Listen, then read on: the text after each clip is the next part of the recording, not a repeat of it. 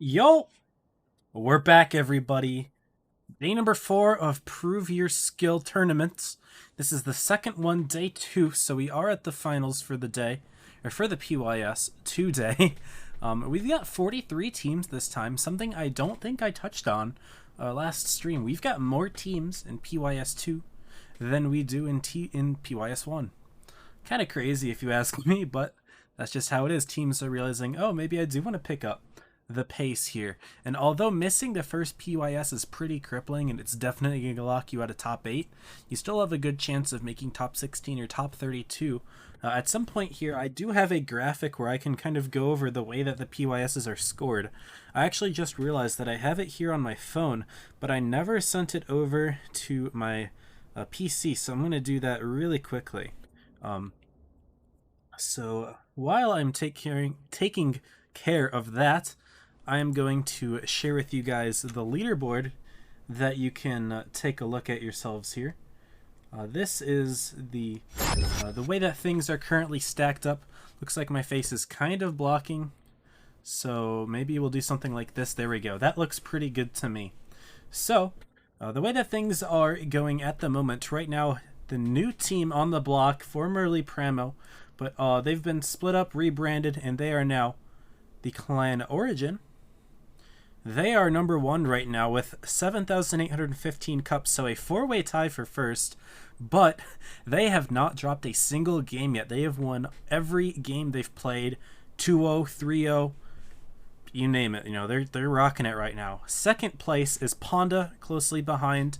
Again, this is determined by their win percentage. Joker in 3rd, Leverage in 4th, Apex in 5th, Purple Straight, and actually Chomp moving into 8th place over Anbu. So that is top 8 at the moment. We go to top 16 and we see E-Girl, Poker, Nox. Anbu dropped all the way down there. They must have had a rough day yesterday. Didn't watch. But we have Fates, Elevate, MM, and 50A rounding it out for top 16 here. I'm going to go back in game. I don't want to accidentally share something on my screen that I don't want to. While I get the image set up here, let's see if I can go ahead and open it. Here we are. Okay, beautiful. So this is the way that Prove Your Skills are going to be scored, actually, which I found interesting. I didn't realize that this was the case. That's how it's going. Sup, Abram? Welcome, dude. Training room was fun, man. I had to get going so I could start the stream, but GG's. But it's really interesting the way that things are scored. It was surprising to me for 2 reasons. Number 1, they get more and more points as the days go on. So PYS 1, the first day you only get 2,300 points, and the second day you get 2,000 points. That's the other thing that was surprising to me. Day 1 of PYS gets you more points than day 2, but also PYS 4 is almost quadruple the value of PYS 1, so it is increasingly more important to show up to the later PYSs. That is extremely important. If you don't show up to PYS 4, you are not going to do well. If you get upset in PYS 4, that could knock you right out of your potential top 8 contending. So that's the way that things have been scored so far. Again, I thought it was very surprising. This isn't really how I expected it to be. But I did find this from Wild One's helper, who is the source of this. I didn't ask him if I could use it. I screenshotted it.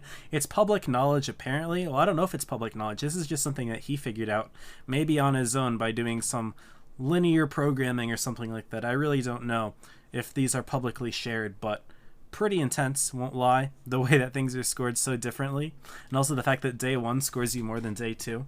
But it is what it is. That's how things are.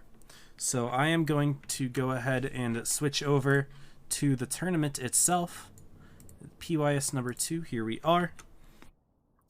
So the way that the things are going right now in terms of brackets, I can show all of them here, and I'll zoom a little bit. So today we have 6 groups because we have more players this time, more teams than last PYS, where we only had 5 groups in the finals. Today we have 6 of them. We've got Leverage and Rival, the 2 top teams. Leverage, Rival, VGN, and Elevate. We watched VGN yesterday. So these are the teams in Group 1. Group 2, we got Apex, Nox, Anbu, and Suck. So we have Group 3. This is the one that I will be following today according to what Tolian told me. Now, the last 2 times Tolian told me something, it wasn't 100% accurate, so I'm really hoping it is this time. But we are going to potentially start off by watching Panda versus Poker, which, by the way, I never set up the names for, so I'm going to do that now. Panda, and POK3R. Just realized that I accidentally showed that on stream. That was supposed to be in the other monitor, but that's okay. So Panda and Poker, you guys get a little bit of an insight as to how I set up my stream. Just a couple little inputs there.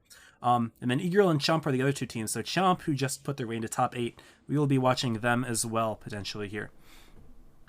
Group 4, Purple, Cursed, Straight, and Angle. Purple, probably the favorites to win this one, but I could see Straight doing it as well. They're also in top 8. Group 5, looks like this is a group of 3 where X gets a bye first round. They'll play the winner of then T50A. Group 6, we'll be watching Moonmen versus Fates, and then Joker will play the winner of those games. When I say we'll be watching, we're not going to be watching it, actually. I lied. Another streamer might be doing it. I know Droodles is streaming this group, and I don't remember which stream Robert is doing, unfortunately. Maybe it says so up here. I'm guessing this means group 2? I don't know. Maybe this is just day 2. I don't know. He could be streaming this group. Not 100% sure on that, unfortunately. Not quite good with my Spanish. But that is how things are looking today. That is going to be what we will cover, is Group 3, starting with Panda Poker. Then if Panda wins, we'll see the upper bracket finals. If they lose, we'll see the lower bracket semis. And then we will watch this game, whoever plays in it, and then the grand finals, of course. These 2 games we will watch no matter what, because there won't be anything going on at the same time that Panda would be in, and then that another team wouldn't be in. So, yeah. Nox is doing well, makes me happy. Yeah, Nox is looking pretty solid. Let's go. Okay, we'll swap back to our in-a-game overlay and take a look at things from there. Also, before I do that, I'm really going to quickly pull up the stream schedule and see if I can see what group Robert is doing. I'm just going to pull that up off stream now. He's streaming group 6. So he'll be watching Joker as well as the winner of that first game. So here we are in the teams. So he'll be watching Fates MM and Joker. So if you guys want to check that out, that stream will be in Spanish. You can do that as well. But if you guys hung out here, that would be pretty cool too. Wouldn't lie to you. I'd love to have you around. We will be watching Panda versus Poker to start in about 7 minutes. That's very cool.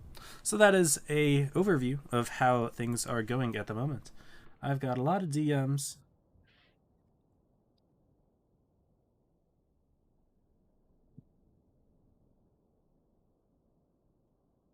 Okay. Anyway, let's see. Is there anything else I need to look at? I kind of finished my spiel a lot faster than I thought I would. I like to give myself plenty of time for that, but it was quite quick today. Let me really quickly make sure that things are looking good for icons. Yes, they are. I've got the right tournament title. Okay, we're all set here. Now it's just a waiting game, I suppose. So we'll do that, I guess. Of course, rocking the Kenyatta. I actually think I readied up in the Prague 46 for a couple games yesterday, which is totally fine. I don't mind that at all. Not a problem. What is this? Okay, very cool. Oh, the null prediction or the $10 donation. I missed that. I'm sorry. I've have things muted at the moment because I'm in the tournament stream. Thank you, man. Appreciate it. What are your predictions for top 3? Tricky one, tricky. So there are 5 teams at the moment that are very strong. I will go back to the leaderboards and we can take a look there and I can explain. I mean, I'm a little bit biased in this because one of my clans is in here, Apex. This is the clan family to Pincer. Now, the teams that I think make top 3. Well, all about this. I know that the top 4 in my heart are going to be X, Joker, Leverage, and Apex. I think Panda's doing great. I don't know if I'd predict them getting higher than Apex, Joker, and Leverage, though.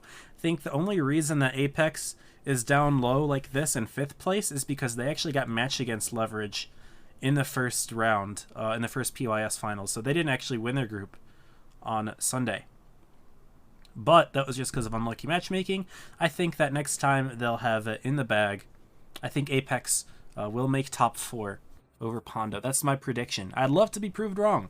Love to see an underdog story. So get that cleared out of the way right now. I think these 5 teams are definitely a league above anything else, even above Purple, Straight, Chomp, Anbu, all of these teams. I think that these top 5 are definitely a step above the rest. However, my prediction is Apex is the fourth team. Top 3, I gotta give it to X. I gotta give it to Joker. The toss-up is between Leverage and Apex, and they're 1-1 right now. So Leverage beat Apex in the grand finals, but they lost in the winners finals to Apex as well. So I can't quite make that opinion yet. They've played each other and they're tied pretty evenly. Apex technically won more games than Leverage. It's because one of them was taken to game 5, the other was taken to game 4. So Apex has won 5 games and Leverage has won... Wait a second, no, that doesn't add up. Yeah, Leverage has won 4 of those games because it was a 3-2 win for Leverage and a 3-1 win for Apex.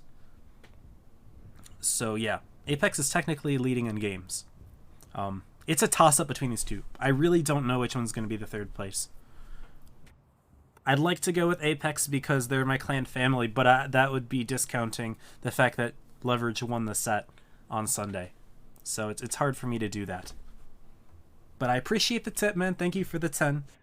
Very kind. Unfortunately, I have things muted because it's a tournament stream, but thank you very much. That's just unfortunately how it is, because I don't want to get interrupted by anything that would be disruptive to the stream. Especially like follow stuff in the middle of games, etc. But here we are, guys. We can join the room. It's got 3 minutes left. So we are going to go ahead and switch over to our tournament overlay. Yo! Wait a second, and Abram with the raid. Welcome, Abram. Appreciate you, man. It was fun hanging out in your stream earlier today. Guys, go follow Abram. I'll do, well, you guys can see him in the chat there. I can't do an exclamation shout out because the delay is just going to make things awkward. But if y'all could totally follow him, that would be awesome. Yaha, thank you for the follow. Okay.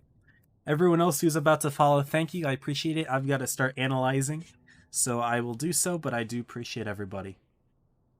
All right. So Ponda, of course, one of the strongest teams in my opinion. They actually were very close to not making top 8 last season. I don't know exactly what happened that was unfortunate for them, but they ended up clawing their way in a last chance effort where they were actually tied with a couple other teams to make it into top 8. And so they had a showdown. Ponda was the victor playing against all those other teams, and they earned their spot in top 8. And not only that, they had some very strong upsets that season as well, defeating some of the higher level teams and definitely proving that they are a step above the rest of the teams, even though they only barely clawed their way into top 8. Now, Poker, on the other hand, we haven't seen a whole lot of them, admittedly. They're not one of the more well-known clans, although they certainly aren't bad themselves. I know Plus86. He's a friend. He's also a Twitch streamer. Some of these names are familiar to me. I think this is a Latin American clan. I'm pretty sure it is. Gyro, Plus, I know, are both Latin American, and Abizi as well, so that would be my guess. But this is probably one of the stronger clans. Of course, they've made day 2 of PYS, so I was going to say one of the stronger Latin American clans in PYS, and they've made top 20 today, or top 24 actually. So definitely in the upper half of the teams that are playing in this PYS. I haven't seen a whole lot of them play though, so this will be interesting to watch. We're on New Bay, by the way, first map, something I didn't quite mention, and we are seeing 2 very different tank lineups here. We're seeing lots of types and 60 TPs on Poker, as well as a light tank and a concept. And we see almost none of those tanks on Team Ponda. They don't have a light tank, they don't have any 60s, they don't have any concepts either. No hull down really necessary. They're instead sticking with types and Kronvons. Kronvons are a popular tank that we've seen Apex use so far. Apparently another team that's using it quite heavily is the clan Purple, as well as X. So yes, those are clans using the Kronvon. It is known to be a pretty strong tank in the meta. And in addition to that, forgot to reset the score. Oopsie daisy. Not even a prank that time. Legitimately forgot. Okay, but yeah, type normal tank, but VK72 is something that you don't see terribly often. We saw like 1 or 2 of them yesterday, but not a whole lot. And then the 113, strong tank, little underrated I would say, because we haven't seen a whole lot of them, but that DPM is nuts. And all right, let's take to the skies. Someone asked for my opinion. I didn't see it. If someone could tell me what that person said, I didn't actually read it because I was looking at the chat. But oh man, hope it wasn't anything too bad. We saw a little bit of profanity yesterday. That player has been taken care of. But here we are, guys. Poker versus Ponda. Nube, game number 1, hit points. About 1,000 difference, probably because of that VK72. Right away, the quick cap from Poker. T100 LT, of course, being the only late tank in the game, getting the base advantage, sure. And Ponda's actually sending one of their 113 low and quite aggressively. He's been spotted. Nice sneaky shot there into the Type 71. Very sneaky plays right there. Oop, meant to click control there. Just wanted to look at what this 113 is doing. He's sneaking his way up. He's got himself right behind Plus, but there's a tank right behind him. That's formidable right there. They're going to try to go for a quick push, actually going on Destroy instead. He's already got himself down to 166 hit points. Ponda going right away with the aggression, sending their Types over, their Krons over. They're looking to pick off Formidable as well. Market Man doing his best to back off. Will he get the kill on Destroy? Not quite yet. Poker doing a pretty good job of kiting their tanks away. He will finally go down. Market Man, the low health tank for Ponda, sorry, but he's actually done a good job of avoiding the rest of the Poker team. Well, sorry, yeah. Ponda is now dropping on Abizi instead. On the other side of the map, looks like even Steven got himself doubled against the Concept and the 200 LT, but in the meantime, he's bought himself plenty of time for the rest of Ponda to get kills on this side of the map. Sherman gonna put in another shot before he goes down to Gyro himself, finally cleaning up in the T100 LT. The hit points are vastly in Ponda's favor despite the guns being technically equal, but Peru, man, big weakness there for Poker. Ponda's going to take advantage of it. J-Tot should be able to get the kill here. No, it's actually going to be Apple doing so, Formidable being the next target for Ponda. Should be able to pick up the kill in J-Tot. He does so. So it looks like teams are mostly hitting their shots this game. Something good to see. Skips getting the kill there. It is now a 3-on-2 scenario, and the next target, I mean, Castillo, Power Ranger, and Hyro are both on opposite sides of the map. They're going to try to focus and surround D-Chan here. But actually, no, Gyro's going to run away. Maybe try to get to a better farming position, but he's going to have to do so quickly because Castillo is going to find himself against 3 tanks right here. Apple's reloaded his full clip. Skip's not even going to bother with that. Look at those big HE shots, 2 of them in. 1,000 damage taken, and now Gyro is in a very good camping position. He does have some pretty nice shots on these guys, but at the same time, Skips in the Crown Von has plenty of shots back. He's going to save his clip, though. Make it almost impossible for the Concept to survive any more interactions because of those double full clips. And we will see Honda most likely taking game 1. Poker technically has a base, but let's be real, it's not going to come to it. Gyro is making a sneaky little play here. Is he going to find himself shot? Yes, he is. D-Chan going to put one in. And honestly, the best bet for Gyro is to go for this type here, because going for the Kronvons is going to be very difficult because you just get yourself clipped out, and that's just about impossible for a T100 LT to go for. But they're trying to sneak on that Type 71. Unfortunately, though, Poker now dropping a couple shots here. And I don't see them coming back from this. 1,000 hit points compared to 5,000 now. Yeah, this is game number 1 in Ponda's favor. We'll see Skips get the kill here shortly. He does so, and now it's just Hyro left. Gyro, Hyro. I keep going back and forth between the two. Not really sure how to pronounce it. He hits that shot nicely. May even sneak in the kill here if we can get the drive wheel. Nicely played there. It's not going to be enough, though. I do not see a T100 LT winning this. Full health Kron, and Apple just drops right down. What's he going to do about it? Not a whole lot. Well played from Ponda game 1. Really aggressive play there. I like how they inserted that 113 in the rear. Started farming from there on out. It was perfect. Well done. GG's, man. Thank you for that great game, Ponda. It was a blast to watch. Game 2 about to start here. Looks like D-Chan on top of damage there. Castillo putting in plenty of shots himself, as well as Gyro. Of course, the last 2 tanks alive, but we are going to see Honda with the first win.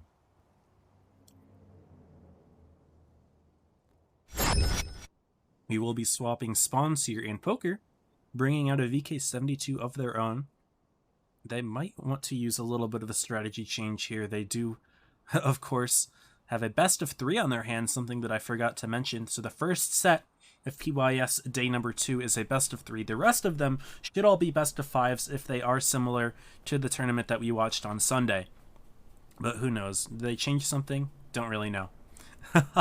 We'll see how it goes. Looks like Honda's not really changing anything. They've got the same lineup so far.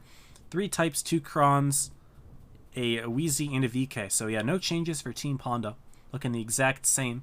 As for Poker, they have busted out 2 VK72s, getting rid of a type and a 60 TP. They are seeing some value in the T100 LT on this map. This is definitely a map where mobility is good to have, but it's not vital, and fully heavy strats are extremely viable. This is definitely one of the more viable strats to not bring, or one of the most viable maps to not bring a light tank on, excuse me. They found some value in it. They did grab a base, they did, and they also 2v1'd Steven, I believe it was, in the VK72, but it didn't quite work out for them in the end. He just kind of bought them time, stalled those 2 tanks, and didn't really work too well for Poker. So if they're able to keep themselves from getting distracted by these big German super heavies, which is the same exact thing that we saw yesterday happen to Quacked, maybe they'll do a little bit better.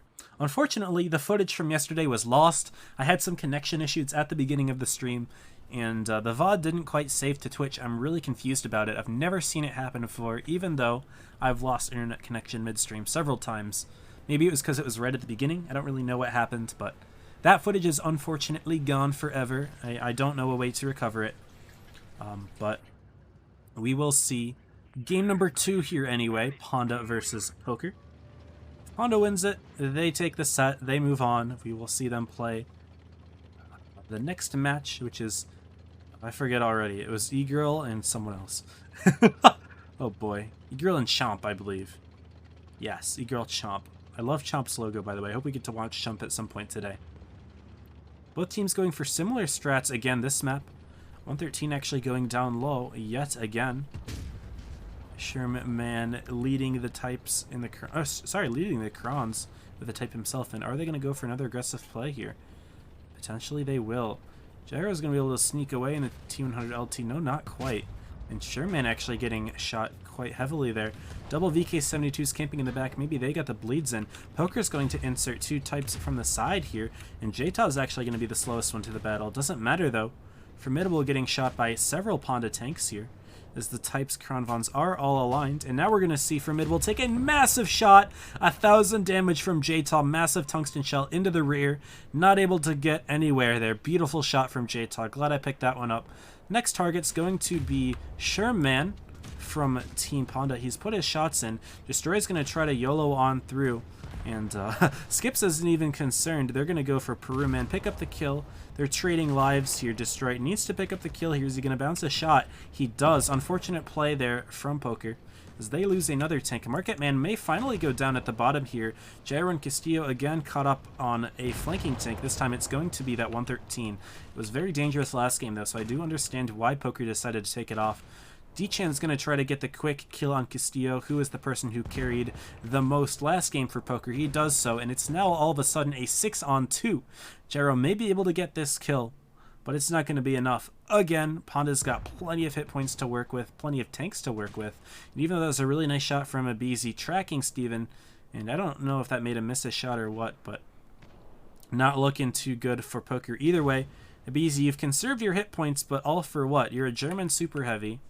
The role of that tank typically to soak the damage, although it seems to be fair that that wasn't really the way that it was intended to be used for this strategy. They just decided to have it as a big alpha cleanup tank, but unfortunately, no, he's just left with way too many hit points to know what to do with.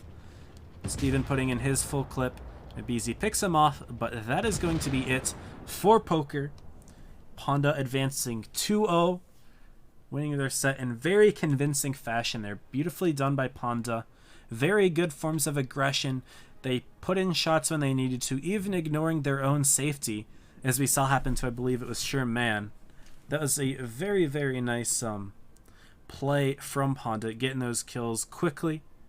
I really liked the fact that the VK72 flanking just kind of cut off the Poker tank. He was backing off. He's like, where do I go? I'm going to be able to back down and I'll be safe. And then Jta shows up. Nope, not happening. 1,000 damage into the rear. Tungsten's busted. Someone asked my opinion on Barcelona. Oh, that's great. I wish I watched soccer/football. and knew anything about that, but I don't. Jairo is pronounced Hyro. Okay, good to know. I will try to remember to say Hyro then. Thank you, Stinky. Appreciate it. MM's disbanded, by the way, letting you know. Oh boy, Pineapple. MM disbanded. Already? Wait a second. MM is disbanded already. That is some juicy news indeed. Holy cow.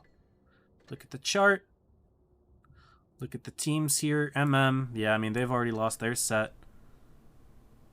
Jeez. These guys have already split? That's crazy. Maybe it was the morale? I mean, they lost to Chomp twice, and they lost to Fates, although this was today. Maybe just the morale was gone after losing twice to Chomp. That's unfortunate, Pineapple. I appreciate the context, but not good, not good. We can go ahead. Let's go on to the website where we look at the rest of the brackets, just because I believe it updates a lot faster than does the in-game portal. Although I'm not entirely sure how accurate that is. Leverage with a quick win. Apex with a quick win, 2-0. RIP, Mercury's favorite clan. I should full screen this, by the way. It looks better. Londo with the quick dub we've already seen. Purple quick dub against Cursed. And this game is still going on. And then Fate's beating MM. So really all the games that we've expected to see, the top seed has already made their way through for all 6 of these brackets. I mean, then again, these 2 have been buys, so we're just waiting on these games. Or for this game, and this one we already have both of them in there.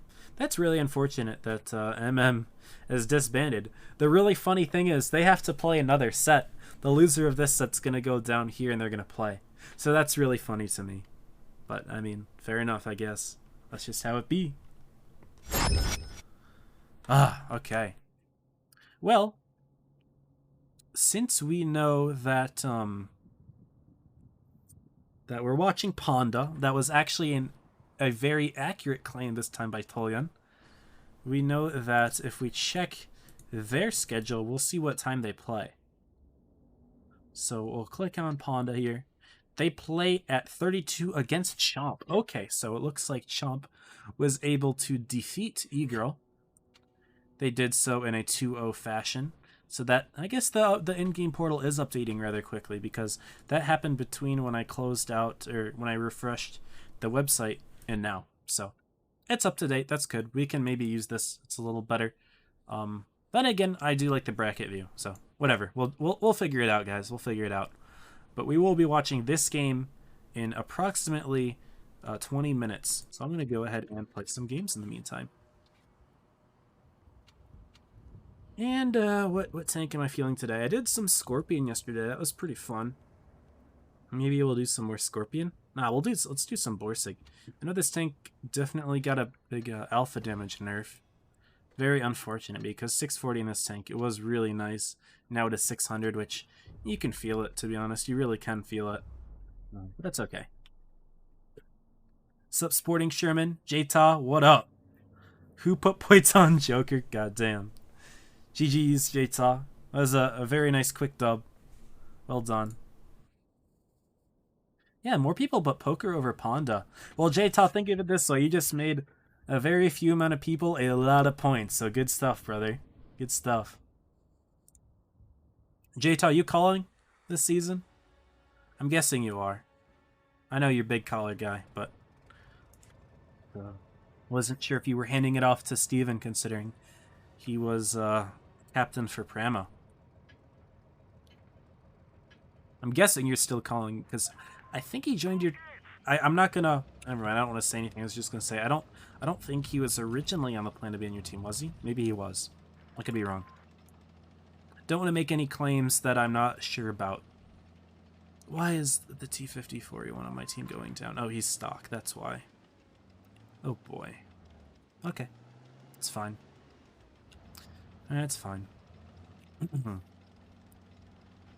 Wasn't losing to Chomp. Callers are more into trash-talking the team and... Ooh.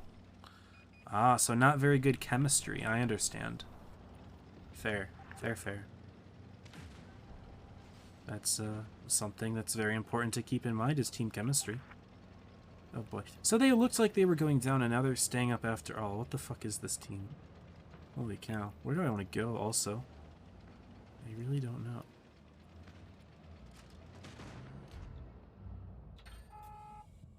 Go forward, please. Ugh. We've already lost to tier 9. That's pretty painful, I won't lie. Good. Net TD, unfortunately, did not know what he was doing. It's okay though, I guess. Hold the holes here the best we can. 3 HE. Wasn't worth it. It was worth a shot, I suppose. But I don't think you can HE this good, actually. I think I remember someone telling me that on stream before. Of course I remember. It's a little too late for that. Okay. Yeah, this is not going very well for us. I need to push forward here.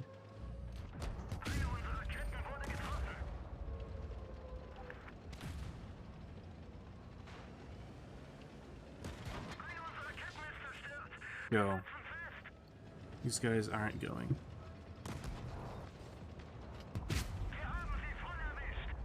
Go. Really wish the ISU would have pushed forward with this guy. Stop fucking side scraping, dude. Attack.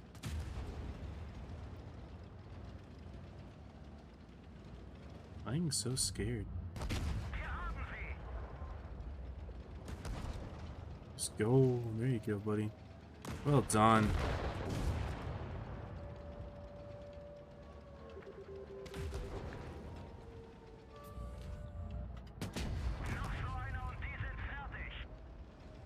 Very annoying that this player is I think extremely passive, but that's just how this team was, I guess. They didn't know if they wanted to go up or down. These two tanks, they looked like they were turning around and then they didn't. It's just so hard to predict what's gonna go on there. That's okay. I played well. Lemmy's in, jump back and shake. Let's go, Lemmy. I'm excited to see y'all. I'm excited to put your logo on the screen. It's honestly one of my favorites. I've got like, I think there's 4 logos that I think are the best. Sherman's calling. Oh, okay. Very cool. Gotcha. So you got a lot of callers on your team then. It's interesting dynamic, but I'm sure that's really good for communication. That's a very strong thing to have. A team with good communication is a great team. My 4 favorite logos are going to be 50A, Chomp, Elevate, and who's the last one? I need to pull it up. There were 4 that I really liked. I like a lot of them, but there's 4 that I thought were amazing. Yeah, 50A, Chomp, Elevate. What was the last one?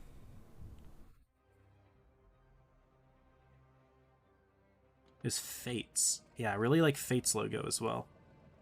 Big fan of those. And we've seen Fates on stream. I don't remember. Did I play Chomp? I might have played Chomp on Sunday, but I don't remember.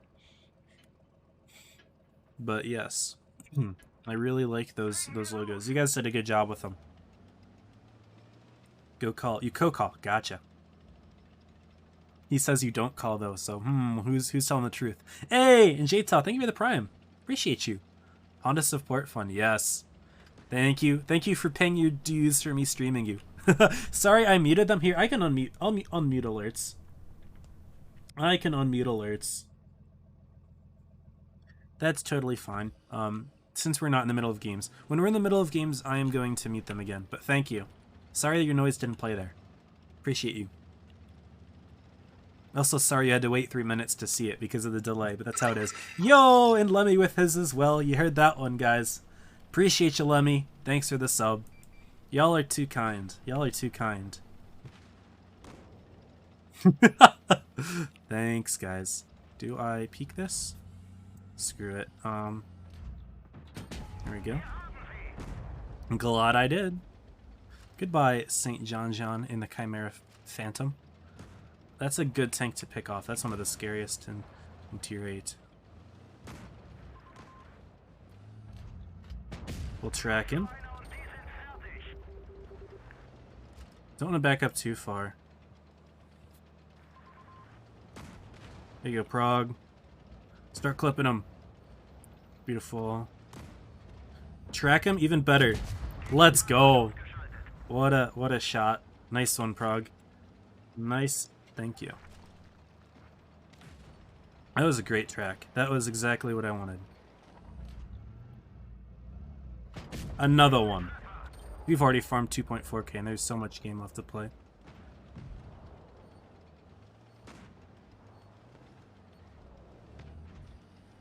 Unfortunately, don't really have a great shot quite yet. Maybe we can make one for ourselves here. Break this, break that. And HE City. Bang! 900. Average roll. Would have been 960 before the nerfs, but it is what it is. Their last heavy's over on the right. This low's doing a good job. Good job, low. He's doing a great job. And I'm serious when I say this. Unfortunate miss there. I was going for the Tiger 1. Should have held the shot. It's okay. Lorraine is not quite making the right play, though. I will say that much. E-Girl Clan fan. Nice. Jump Loco Fire. I agree. I think it's one of the best. I don't know how I'm going to rank my top 4. Like, I don't know which one I'd put as number 1, 2, 3, and 4. But those are definitely the 4. 1,000,000%. No, that guy turned. I'm so sad. Okay, those two can handle him. I'm sure of that. I am sure of it. Yes, beautiful 53. Good job. Thanking for subs before I can, cause delay. Yes. Thank you, J-Ta. You're goated. Can I hit this? No. No reticle Cali, it is what it is.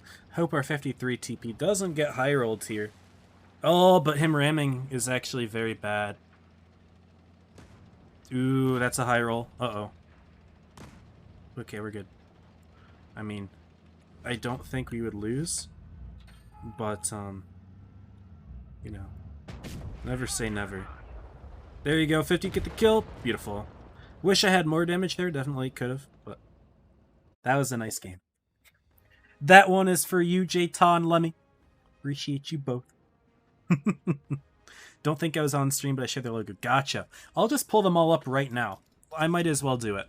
I'm like, seriously, I'm blown away with these logos. They look good. I will admit, Elevates is a reskin of the Evany logo, but the Evany logo was already my favorite from last season, so I think that's fine. Here we go. Let me really quickly pull them up. Elevate, Chomp, Fates, and 50A. I don't think I could rank them. Which ones did I open? Oh, 50A. Yeah, here we go. So y'all tell me what you think. But these are my 4 favorites. So we have, this is 50A. I think it's amazing. The colors are sweet. The theming overall, it looks really clean. The little lines here, the small distortions, it's just really good. That's 50A's logo. You can see the little 50A there. It's pretty small. It's not something visible, but it's cool. It's like a very spooky neon Dorito. Spoiling the rest, I suppose. This is Fates. I love the detail there, the colors. They pop out. Silent Fates, fan of that. I just really like the black and red. I think the black and red works really well with this logo. It's really nice. Only thing with this one is that it doesn't, the lines don't show up very well when I put it in the minimized form at the top. So it doesn't quite turn out the best, but that's not the fault of the logo necessarily. Here is Chomp, which beautifully, by the way, done. Beautifully done. Hand drawn. Like, look at that. This is hand drawn. Maybe not hand drawn, it's computer drawn, but you get the idea. This is a drawn thing. This isn't like a like modeled or anything. This was beautifully drawn. So we've got the Chomp logo right there. Apparently it's not supposed to be an alligator. I don't remember what they said it was supposed to be. If I can pull it up here. Other messages somewhere. It's supposed to be a gharial, but it looks like a retarded alligator. And credits to Nikomata for drawing it. Yeah, beautiful. Beautiful, beautiful. And then the last one, Elevate. I just really like the simplicity of this one. The crown looks really good. I'm a big fan of this one as well. This was my favorite from last season. It was Evany. And yeah, you can tell it's basically the same exact thing. But I still am a big fan of it. So really good job to the logos this season. It's so cool that every team has like a graphic designer or something along those lines. It's beautiful. Also, honorable mention. I gotta give one honorable mention, and that is to Angle, who I was like, do they have a logo? And they didn't, and then they do this. Apparently, this is the same designer as the Elevate logo, by the way. These two logos designed by the same person. Can't you tell?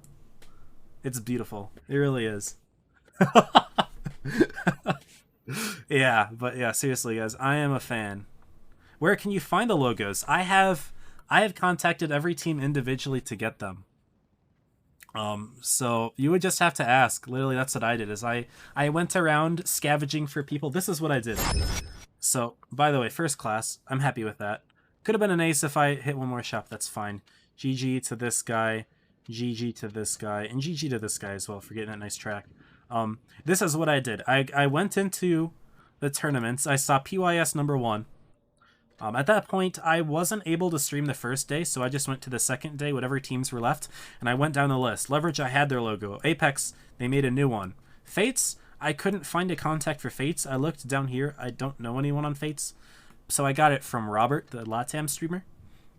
Chomp, I DM'd, I think JTA's the person that or JTag, sorry, the person that I recognized first. And I was like, yeah, I'll send it. Or not JTA. Sorry, I did message JTag about this. Not JTA. My bad. Confusion there. Not JTA. Okay. Joker had it. Elevate. Messaged, who did I message? I think I messaged Keeping, and yeah, Keeping sent it. On all these teams. I still haven't got one from... No, that's not true. I got one from Cursed, but I literally went down. I looked to see if there's anyone I could contact, and I would find the logo. Everyone gave me a transparent one except Straight doesn't have a transparent, which is kind of annoying, but it's fine. X, they didn't give me a logo, so this is what I did for X, guys. Actually, I'm not going to spoil it. They didn't give me a logo, so I'm improvising. Whenever I stream them next, you will see it. It's beautiful. But yeah, I literally just went down the list and asked teams, so that's the way that you're going to have to get them, Pickle. I have them. I don't know how willing everyone is for me to share them publicly, so I'm not going to do that. We'll see. But anyway, the invite is out. I'm going to wait just a minute because we want to wait for the 3-minute mark. Actually, I'll join it really fast and then leave. I swap to the correct tank. There is only one correct tank to play here. This one, Pond on the left, Chomp on the right. Got it. Let me get that set up. Chomp on the right. Beautiful.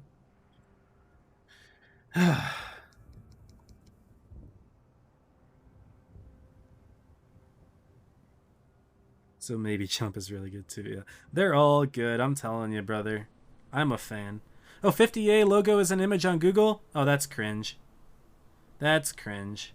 I didn't realize that it was man-made. Okay, then I drop that out of my top 3. I drop it out of my top 3. That's boring. It's fine. He didn't put Quacked Up. There's so many good ones, Sam. I'm sorry. So you guys love the logos. There you go.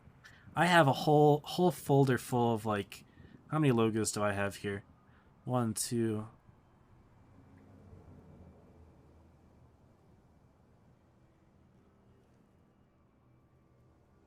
I have like over 40 logos. I can't even count them all, just from a bunch of different teams that I've taken over the years and kind of combined them all into one folder so that my automated setup can get things going. In fact, I'm going to sample it again. I've done this before. Here's Pond and Chant, by the way. 3 minutes left. We're on Yukon.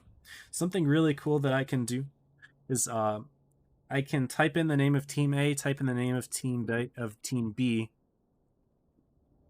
and then I press the button, and it will automatically update their logos. I think it's really cool. So we're going to go back to Pond and Chomp. That was just Apex and Joker example, but really fancy stuff. It was a lot harder when I had to do it manually. And that was a pain, so shout out to the Stream Deck.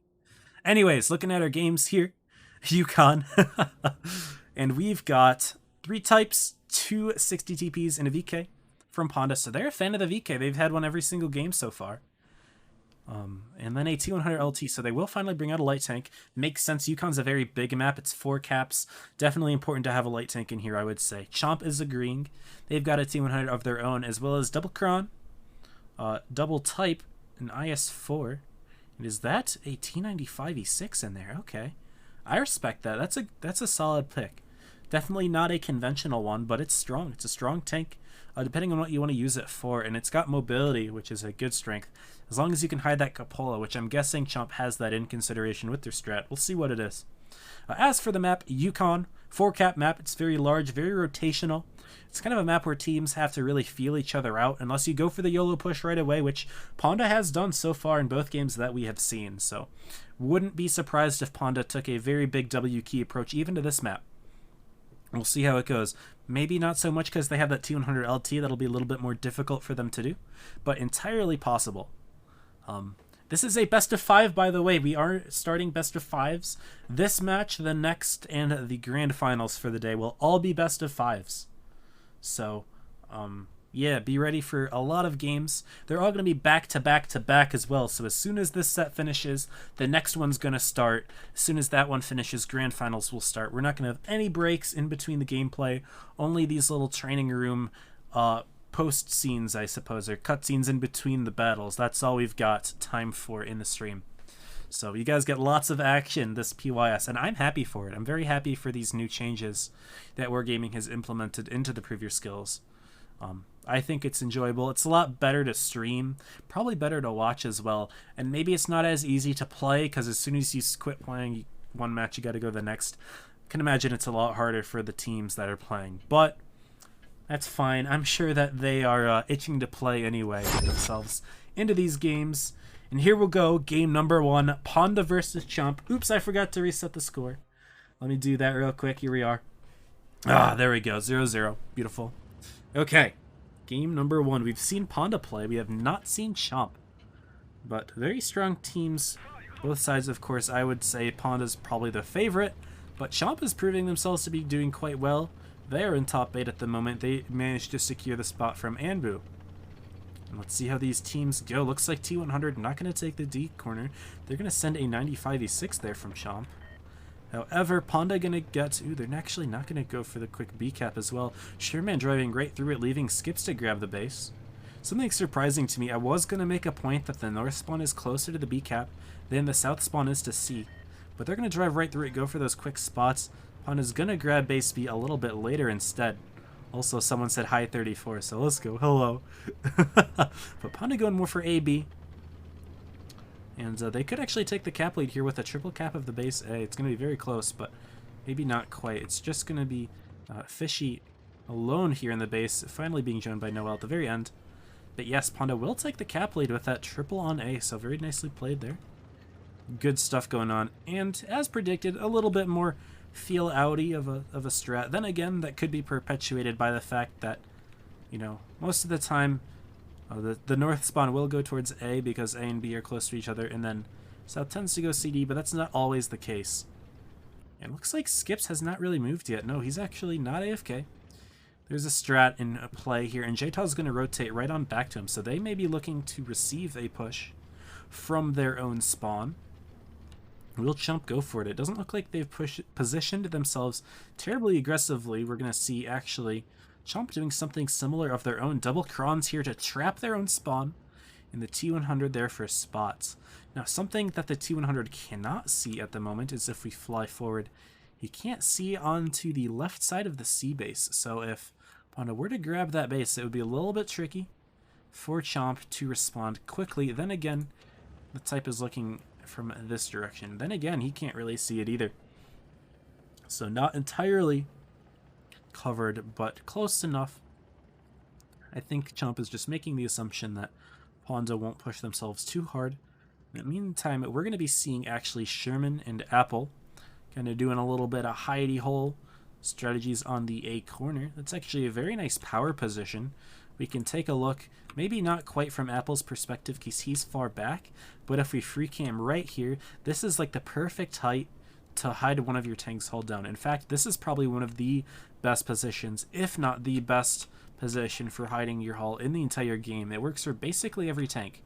Sherman says I'm going AFK. Be back in 3 minutes. Real exciting. I saw that turret move, though, buddy. Nice try. You thought you could fool the stream. Screw you, Sherman. You bad man. But Ponda clearly bored here. I can't see Chomp's chat because I'm spectating from Ponda's side, but maybe they're memeing as well. I think Ponda's aware that I'm on their side and they're doing chat just to mess with me. But complete standstill right now, almost making me feel like my game crashed, but isn't quite the case. Unfortunately, there's not a whole lot to comment on right here. I'm going to zoom out and you guys can get a full macro perspective. I really like how they increased the ceiling size here. This is the entire map. Isn't this beautiful? I have never seen the map from this far away before. How high can I go? I'm curious now. I'm not going to stop. I'm not stopping, guys. It's just not happening. We're 800 points. Okay, here we go. This is the ceiling. This is as far as we can go. Someone's got a moves. Look like it's going to be a win game. Gonna go into the enemy spawn. Will he notice something? Skips is right there. Skips getting ready for that. They do spot each other. Not an instant reaction, but there's Jta who gets lit as well. They're going to go for shots in Jta here. He's going to be the target. There's only a few tanks here, though, from Chomp, and Ponda's just ready there. Look at this. It's a 5-on-3 instantly. The rest of Ponda's tanks not quite moving in, but look at all of these things from Chomp. They're going to try to pick off Apple and Sherman. 920 caps, though. This is going to go very quickly. They need to pick up those kills much faster here because Win Game's about to fall, and if he does so, that's going to be 990 cap points for Ponda. There he goes, 990, 994. And no one from Ponda's looking like they're going to fall. This is just going to be a nice cap win for Ponda. A little slow game there. They weren't able to pick up a kill. Apple and Sherman able to run away. And Ponda's going to take it from caps. Jump a little bit too slow. They're waiting for 900 points nearly to go for the push. That's a risky play indeed. Did not pay off for them at all. And, I mean, slow gameplay, sure. Sometimes you see it on these maps, but come on. Come on. That was boring. No tanks even spotted each other, really, until the very end. I don't know. It is what it is, I suppose. This is World of Tanks Blitz. Anything can happen, but, oh well. Spawns are going to swap, and Ponda already readied up. I'm not going to swap a single tank here with 1T100, triple type, VK, and double 60.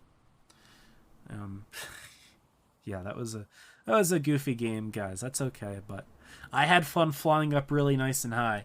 That's something that's, I mean, I understand why they did it. Yukon's one of the hardest maps to traverse because those hills are really tall. So I am thankful that Wargaming has taken this into account. There have been a couple maps where that was an issue. This one, Mayan Ruins is another that comes to mind. Normandy as well just has a really low ceiling. But I think that's just because, you know, most of the map is very elevated from the beach. So it makes sense that that one's also got a low ceiling normally, but Wargaming seems to have lifted all of them. Tolian, thank you for whoever you pressured to do that. Very simple change, very, you know, very small, but good attention to detail. So I do appreciate that. Anyway, looks like from Chomp's side, they are going to switch things up a little bit. We're going to be seeing 4 types and 2 IS-4s here. And a 113 to round it all off. I'm going to have no light tanks there on the Chomp side of things. Which is all good, all good. Maybe they aren't going to be going for this little goo goo gaga baby hee hee ha ha passive play this time. We'll see how it goes. The light tank really is the indicator to me that they're ready to play it a little slower. Because if you're playing fast, right, you're just going to get your armor in the game anyway, and there's not really a use to have all of these undurable tanks. Yo, Subwolf, thanks for the follow. Thank you for reminding me I need to mute my alerts, goddammit. Don't want too many distractions in the middle of the game, but thank you, Subwolf. Appreciate you. GG's yesterday. Alright, so Chomp going towards the AB side, predictably so. We already discussed that the B base is a lot closer to the north spawn than the C base is to the south spawn, and that usually dictates the way that things are going. Unfortunately for Chomp, though, they get very slow to the B base. Don't really know exactly what happened there. Ponda actually double capping C. They're going to get it much before Chomp, of course. The only real thing that you need to consider when you're capping bases is that the difference of points is within 80 of each other, because when you get a kill, you gain 40 points and the enemy team loses 40. That's a delta of 80.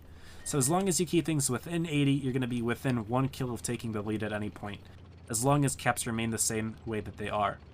Chomp is going to grab the A base, and it looks like we are going to see a decapture base as well from Jta and Sherman. Again, we'll fly up a little high, of course. I don't usually like to fly too high. It's good to focus in on those little brawls. Right away, something I'm noticing here, Chomp's actually kind of circling themselves in. They're kind of cornering themselves into this AB area. They don't have very much real estate. Look at how much of the map Ponda controls. They've actually got 3 tanks in their own spawn here. Look at Win Game. He's actually quite isolated. And Steven, and actually, he's going to fight in from this B area, putting in a big shot there. 60 TP's got that nice alpha damage, and so Ponda's immediately going to go for a push here, although I feel like Steven's a little overextended right now. His teammate is right there to back him up. Apple, Skips, and Pafaloopy ready to drive in at a moment's notice. Right now, hit points neck and neck between the two teams, but Anime Attic is a notable weakness for Team Chomp. Well, Ponda doesn't quite have one yet. In addition, they stepped on the base for a little bit. They've got the cap lead again, although I think they already had it, to be fair. Pafaloopy taking big hits, though. So does Sherman in the T100 LT. Holy cow. A couple big ones there from Noel and Pooh. So, things a little dicey here for Ponda. They're pushing, but it seems like the Chomp team has effectively been able to push themselves out of the corner right away. They've got a good engagement here in the spawn, as it looks like the 60 DP is no longer supporting the corner area, and Jta himself is actually quite isolated. Chomp is going to be going for this play here, and he's the tank to pick off first. However, at the same time, Ponda's already got themselves well inserted into this area. They've grabbed a B base, so they will be increasing their cap lead. Anime Addict quite low himself. Jta, who was alive on 3 hit points, finally gets taken off camera by Noel. Steven going to be the target for Chomp. They should be able to pick up this kill, but at the same time, they've got plenty weaknesses of their own. They do lose Anime Addict. Jta is going to be the next to fall, most likely. Where is he? He's still in the enemy spawn all the way over here. No, sorry, that was J-Tag, who I'm looking for. I'm sorry, the names are very similar here. Chomp is actually up on the hit points, though. Ponda is going to grab all 4 bases, and that's going to put a lot of pressure on Chomp to get these kills. They do pick off Skips here. The next target is going to be Pagaman. Iodine, if he can survive long enough to put one more shell in, that would be massive. Very nice shot there. Pagaman getting right behind cover, but not in time. So that's going to be nipped right in the bud. Iodine actually not getting killed by Apple, missing a key shot right there. That was a super important one to hit. He finally does go down, but it's a 3-on-4 scenario. Pafaloopy gets killed by No, I'm not going to pronounce that name. And now it's a 4-on-2 with a big hit point advantage here for Chomp. They get shots into Apple. He is about to fall. And even though caps were going to look a little bit dicey for Chomp, grabbing the B base back, very important. They pick up the kill on Sherman to finish it off, and game 2 goes to Chomp. We're going to see it equalized here. Great game there. Nice plays from Chomp, even though I will admit, I thought they were at a disadvantage when they cornered themselves into AB. A little bit of an overextension by Ponda there, leaving J-Tag, not J-Ta, in their spawn unattended because their 60 TPs turned into the B base instead of continuing the support there. I think that's what won Chomp the game. They were able to push themselves out of it, hold their advantage there, and I'll call him November. November with the carry for Chomp, 3.7k damage. Iodine close behind. Ponda did also miss a couple shots that really did matter for them, so there's that as well. Don't really expect to see a whole lot of execution errors for Ponda, especially because they looked extremely clean in their first set against the clan that we watched previously on Dead Rail. Sorry, did I say Dead Rail? What's going on in my head? They played on Port Bay. Against Poker. Minute left until game number 3 here. We're going to be seeing Fort Despair as the next map. This one more of a heavy map, so it is very likely that we will be seeing lots of heavies. In fact, I don't think that we're going to see any light tanks at all. It looks like the first lineup is going to confirm this suspicion, as no light tanks are to be found. This is definitely a heavy-oriented map. We're going to see an IS-7 for the first time. I know Steven's very partial to IS-7. Even when he was in Primo, he was using the IS-7 all the time. He had reasonable effectiveness with it, but, I mean, really, the Type 71 has replaced that tank in virtually every scenario except for that turret, because IS-7 turret is basically unbeatable. Honda's got 2 Krons as well, Chomp bringing one of their own, but not believers in the IS-7, instead pulling out that IS-4. The anchor for each team, for Ponda it's a 2-and-5B, and for Chomp it's going to be a 60 TP. Game number 3 about to begin. Again, guys, this is a best of 5 scenario, so we are not going to be seeing this set end right away. We're going to see at least 2 more games here. So both the games on Fort Despair, and then if it is still tied after that, we will see our tiebreaker to determine who goes to the grand finals for PYS number 2. Who will it be?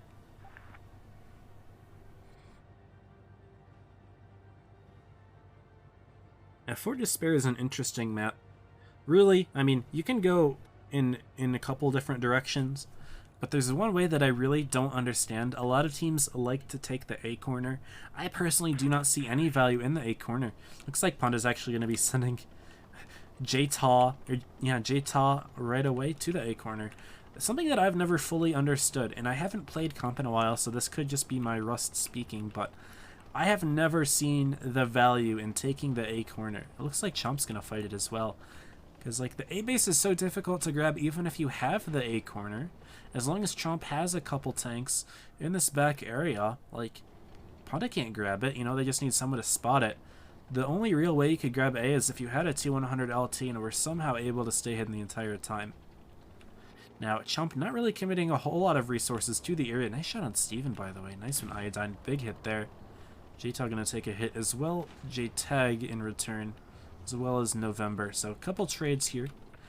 Skip's putting one in on this side. Panda has committed more towards C. Sorry, Chomp committed towards C, Panda to B. And B base definitely a hot point of contention. This is an important cap to take, as well as C can be important as well, because this side of the map is a really nice one to control. But I personally have never understood the value of A. The only really thing I can think of is once you grab A, it's very difficult for the other team to stop it, unless the brawl is all happening on the C side and they manage to have a tank spare, or even sacrifice a tank to do it. Now what's Paffalupi doing here? He's not AFK. No, he's actually just staring the C alleyway. His turret's almost straightforward, so I thought maybe he was AFK, but no. He's turning that turret. It's beautiful. Beautiful tank, by the way. I do like the legendary on the 2 and 5B. I picked it up myself last season. Wargaming offered me a couple rewards for one of the mod shows, the octopus camo. It's beautiful. Don't care what anyone says. I think it's nice looking.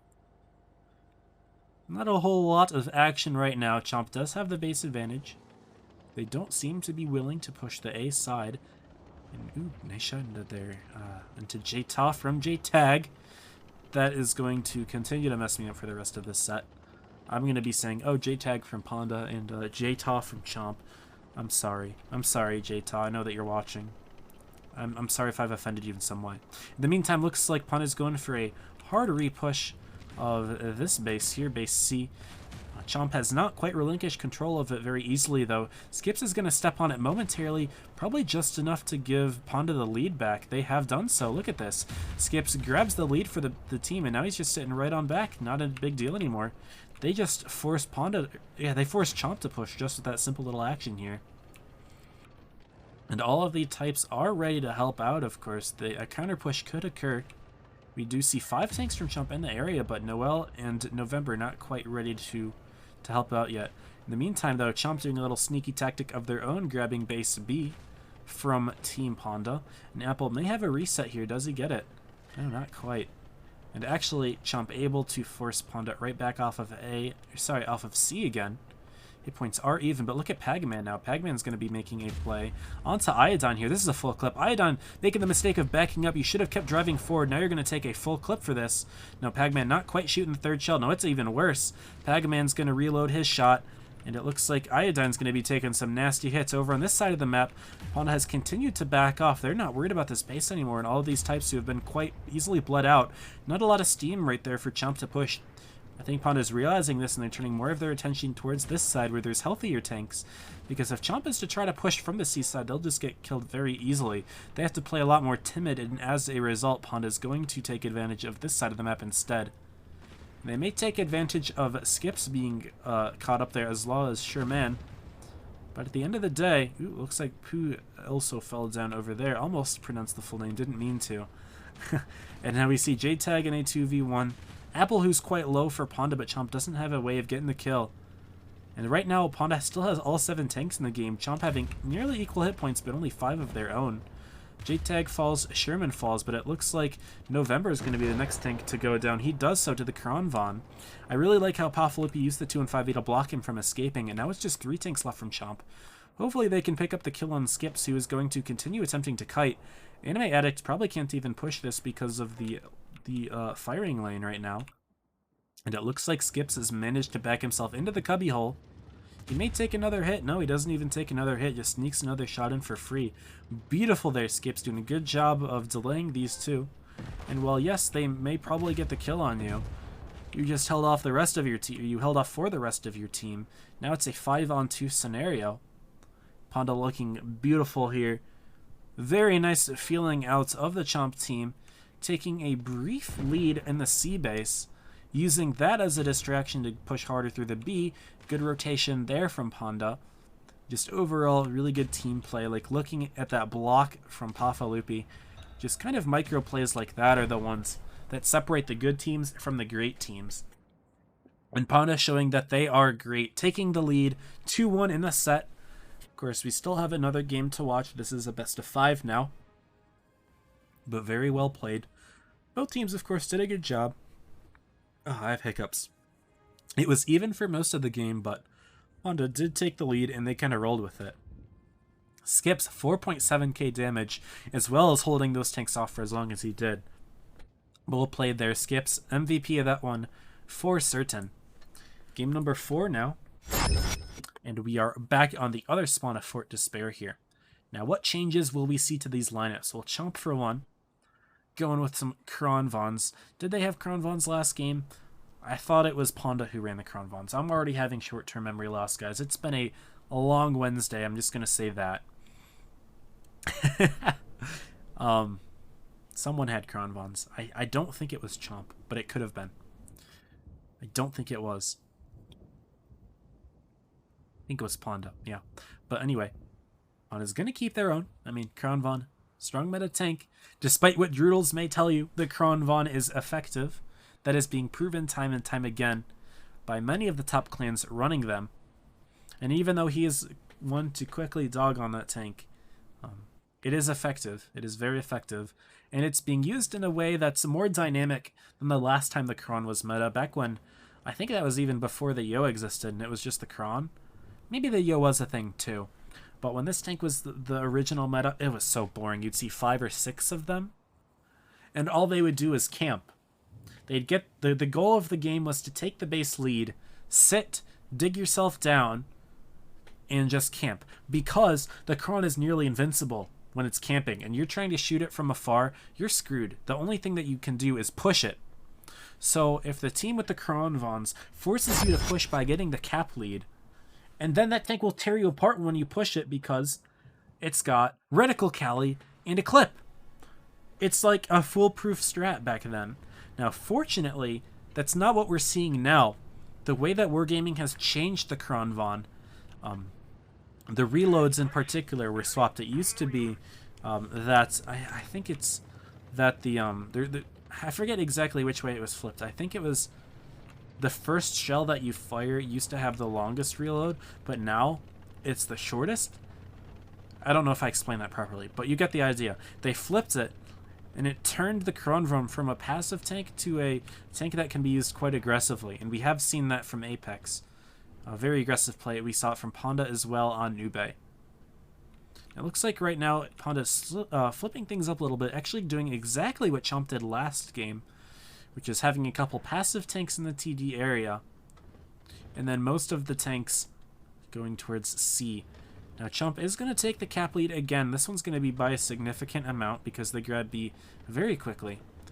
However, Panda potentially going for a double cap. Ooh, we're going to see some very big aggression here from Chomp, who have spotted even Steven and not quite J-Tal yet. Maybe J-Tal's not spotted, but Chomp wants to try to push their advantage here. They took the A corner, which is what Panda did, so we're basically seeing things mirrored here. But look at that Kronvon speed boost. He's going to get right back into the battle, and once that clip gets in the game, that's going to be a big punish. Chomp aren't fully committing to this push here, and looks like Anime Addict when game peeking out, and now they've spotted the rest of Panda's tanks here. Addict taking 1,000 damage for it, and all of Panda's back, and they're ready to counter push here. They've got all of their tanks ready for it. Of course, Apple sitting a little bit far back, but big shots from Steven. Sherman who bounces, Skips who bounces as well. Jayta who bounces, so 3 bounces in a row from those Ponda types, and Jayta's going to suffer for it. Sherman's going to suffer for it. That's a lot of damage into Ponda. Champa retakes the cap lead, but Pooh is very isolated on this right side of Ponda. They're going to be able to get that kill quite easily. Sherman hitting the shot now that it matters. He's quite low himself, though, and Chomp kind of backed themselves into the B base area here with the exception of Iodine, but now Pagaman is right behind the entire team, ready to dish out some damage. Steven, who's quite low, has managed to take a back holding here. Pafloopy overextending, though, a little bit. Oh my goodness. 1,500 damage lost, and that was with reactive. That would have been a lot more there without. Apple going around the other side to pick up the quick kill on Anime Addict. Looks like that is the goal here. Is he going to pick it up? Yes, he is. Very nicely done. Pagaman in the middle of his fight with Noel. Now, he's not even looking at Noel at the moment. Rather go for the kill on the Kronvon JTAG, who is quite low himself. Skips pushing himself and making sure that he can't escape. The hit points are dead even right now, 6,000 to 5,700. But look at the tank advantage. Ooh, it looks like, no, 2 quick kills from Chomp. It was a 7-on-3 with equal hit points, but that's just because of Ponda's excellent focused fire and hit point sharing. Noel missing the kill, and even Steven, that was vital. You needed to bring that kill back. Now, unfortunately, Noel's going to get himself clipped in full here by that Kronvon. That's big 1,200 damage. He's still staring at even. The HE doing 9, and November able to get the kill there with that big 60 TP shot, but now he's got that long reload, and there's no coming back from this one, Chomp. It was looking really good for a while. That push, even though it was a little bit suspect, once Ponda starting missing the shots, ooh, looks like Noah actually got a kill there on Sherman. Good act of defiance. November getting a kill as well, but doesn't matter. Apple and Skips both on full health here. It wasn't going to happen, guys. Let's be real. Ponda wins at 3-1. Dominant on Fort Despair, unfortunately, even though Chomp equalized on the map Yukon with a bit of an overextension from Ponda. I would say maybe that was more of a misplay from Ponda, which got them to lose that game. But it's all right. Chomp is not quite out of it yet. They're actually going to be having a game in just a bit here against the winner of Poker versus E-Girl. Now, who is that team going to be? E-Girl. Okay, we haven't watched E-Girl yet. This is good. This is good. We're going to see a new team here. We're going to be watching Faust. I'm going to exit because wait until there's time left, but if I go ahead and reset things, switch the left side to E-Girl, I think I have it with a 1, right? Need to check. Yes, E-Girl with a 1. Beautiful. Take the logos. And honestly, this doesn't even need to be on the screen in the first place. Here I am again. Let's take a quick look at the way that the tournament is going for the rest of the groups while the countdown occurs here. So get everything loaded, share my screen. So group number 1, Leverage, perhaps unsurprisingly making their way to Grands again. They have not dropped a single game yet, beating VGN and Elev very convincingly, 2-0-3-0. And Rival knocking VGN at last place. Now, this group, Apex also with an undefeated streak into Grands. Suck versus Anbu. Looks like Anbu actually lost in a 2-1 fashion to Suck. That's perhaps surprising. Anbu was formerly top 8 after first PYS. Group 3, we've watched it already. Your Girl beat Poker. It looks like it was 3-1, so somewhat competitive, which is totally fine. Also, Purple Poppy Mellow. Thank you for the follow, by the way. I didn't quite get to catch it because I have my my alerts muted, but I appreciate it. Purple still fighting with Angle here, so this is not quite a complete set. It's not a 3-0, most likely. And ooh, X beating 50A, undefeated still, putting their way back into Grands. 50A and Venti will fight again. This was a close set previously, so maybe it will be this next time as well. Okay, we are probably good to open the game, so let's go to the training room. And, uh-oh, I have not actually joined the training room yet. Awkward. Here we are. E-Girl on the left, Chomp on the right. E-Girl with a respectable logo of their own. Unfortunately, the thin pink lines, not very easy to display on the stream. That That's totally chill. That's totally chill. Andy, I love pandas. What's up, Andy? Hope you're good. Pop reactive before you get nuked. Good call, J-Ty. Yes, that was good. 1500, but before the nuke. Very smart. Okay, 2 minutes until this set. We haven't watched E-Girl play, so I'm curious to see how they do. They did lose to Chomp already. No. Yes. They did lose to Chomp already because Chomp beat E-Girl in order to face against Ponda. But this is redemption here. It's entirely possible. I mean, the last time that these two played, it was a 2-0 for Chomp. But, I mean, E-Girl's got some solid players. I know that White Tiger in particular, he was from the Meow team. Madison, pretty solid. I don't recognize all of these names. I know Gizmo. I don't remember how good he is, though. Deechcan, welcome. Welcome, welcome. I wish he carried his team harder. Nice. Okay. Sorry, I need to focus. Stop reading chat, 34. You nerd. Okay. 95e6 coming back out from Chomp. Didn't quite work for them on Yukon, but maybe it will on Faust. An all-heavy team here from Chomp. E-Girl doing the same, actually. So this is a map where, yes, it's pretty heavy-oriented, but I think that lights are viable here, personally. I've seen a T100 LT or two used with pretty solid success, but it's totally chill. Oh my goodness, everyone voted for Ponda. Very nice, very nice. Okay. But 460 TPs for E-Girl, so they still see something in those 60s. Those have been out of meta for a little bit, and even though you do see a couple supporting, it's not like we're seeing 5 of them anymore in most games, but E-Girl clearly holding on to that alpha damage love. In addition to the 60s, they've got 2 VK72s. This is a high alpha team, low DPM team, and you know what that tells me? Long reload team. They need to hit their shots here. Chomp's had some pretty solid execution, and even though they missed a shot here or there, it's going to be on the onus of E-Girl. They need to hit basically every shot that they can, make it count, because if they don't, they've got a massive reload, and all of those beautiful, beautiful types and other low alpha tanks with better reloads from Chomp are going to punish very, very hard. A risky strat from E-Girl. They could definitely make it work, though. The really nice thing about having those high alpha tanks is that if they all hit their shots, you hit 4 shots quickly in those 460 dBs, that's enough to take out a tank almost entirely. You know, for a Type 71 with 2450 hit points, as long as you roll just a tiny bit above average, that's a full health tank gone. T95E6, gone instantly. Especially if a VK72 hits that shot, so that is scary business. Of course, they just need to hit those shots, and that's the hard part in these giant alpha tanks that don't have the best reloads, or the best gun handling for that matter. Iodine and Krish are both going to get the C and D caps, as we see a CD slugfest over on this side of the map. Madison going to be leading in his 60 TP. Now it's going to be Gizmo coming low. He's going to take a hit, though. Very nice on-the-move shooting there from Chomp. And they are going to aggressively take the corner here. They're going to run themselves into, oh my goodness, big shots into Poo C. Now, only if White Tiger hit a shot there, that would have been a 600 hit point Type 71 right off the bat. But Chomp making good recognition of those reloads. They see that, you know, they're going to be loading forever, so they need to get right on in. And Poo C coming in from there, but this is going to be a big shot from Gizmo. Boom. Poo C already a one shot. I made a mistake in pronouncing that full name, god damn it.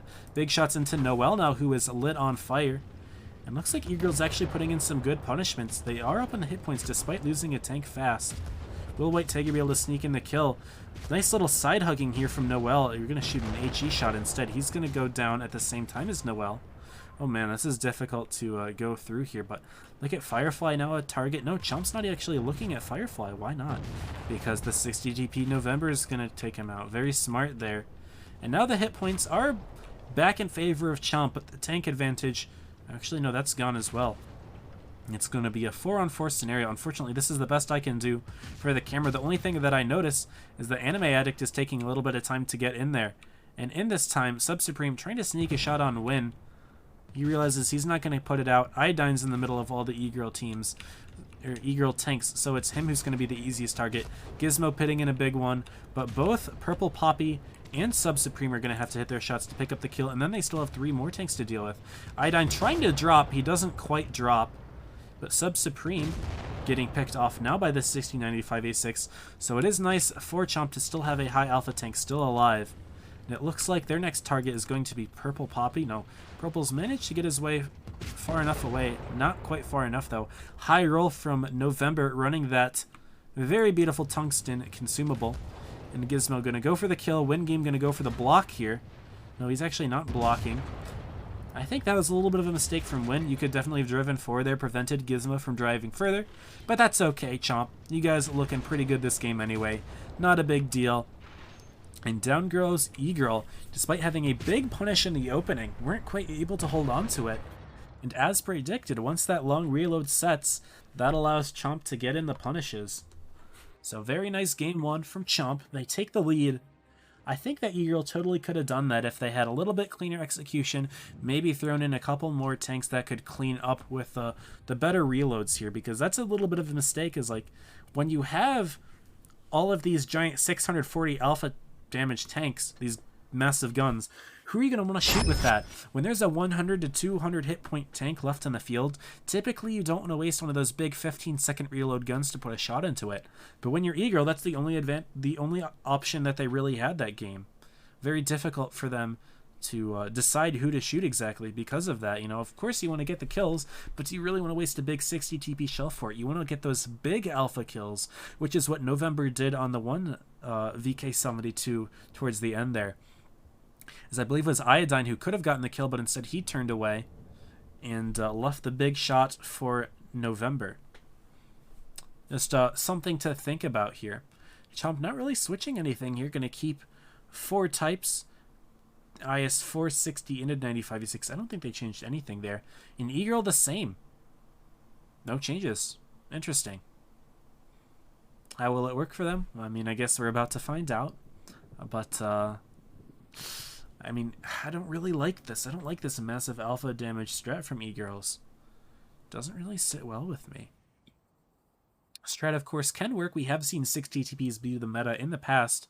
But the thing is, those are the really top-level clans that are able to make that work. The most skilled players are the ones that hit those shots. And E-Girls, well, of course, they're a very strong team by being in this tournament still. They're not the same level of team that the rest of these high-level teams are, like Ponda, for example. Chomp, I mean, they're respectable, but basically what I'm trying to say is it's the top-level players that can make these strats work. Maybe not necessarily the high-mid levels, you know. Not trying to diss on any teams or anything, but I hope that you understand what I'm trying to say without any bad blood.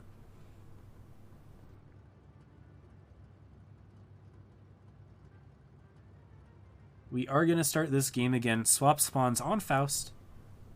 E-Girl 0, Chomp 1. Again, this is a best of 5, so we are going to see at minimum 3 games, which means that we will see whatever the next map is. Don't know what it is yet, but we will see it. Hey, Tolian's in here. Welcome. Came to say hello. Welcome to the stream. Good to have you.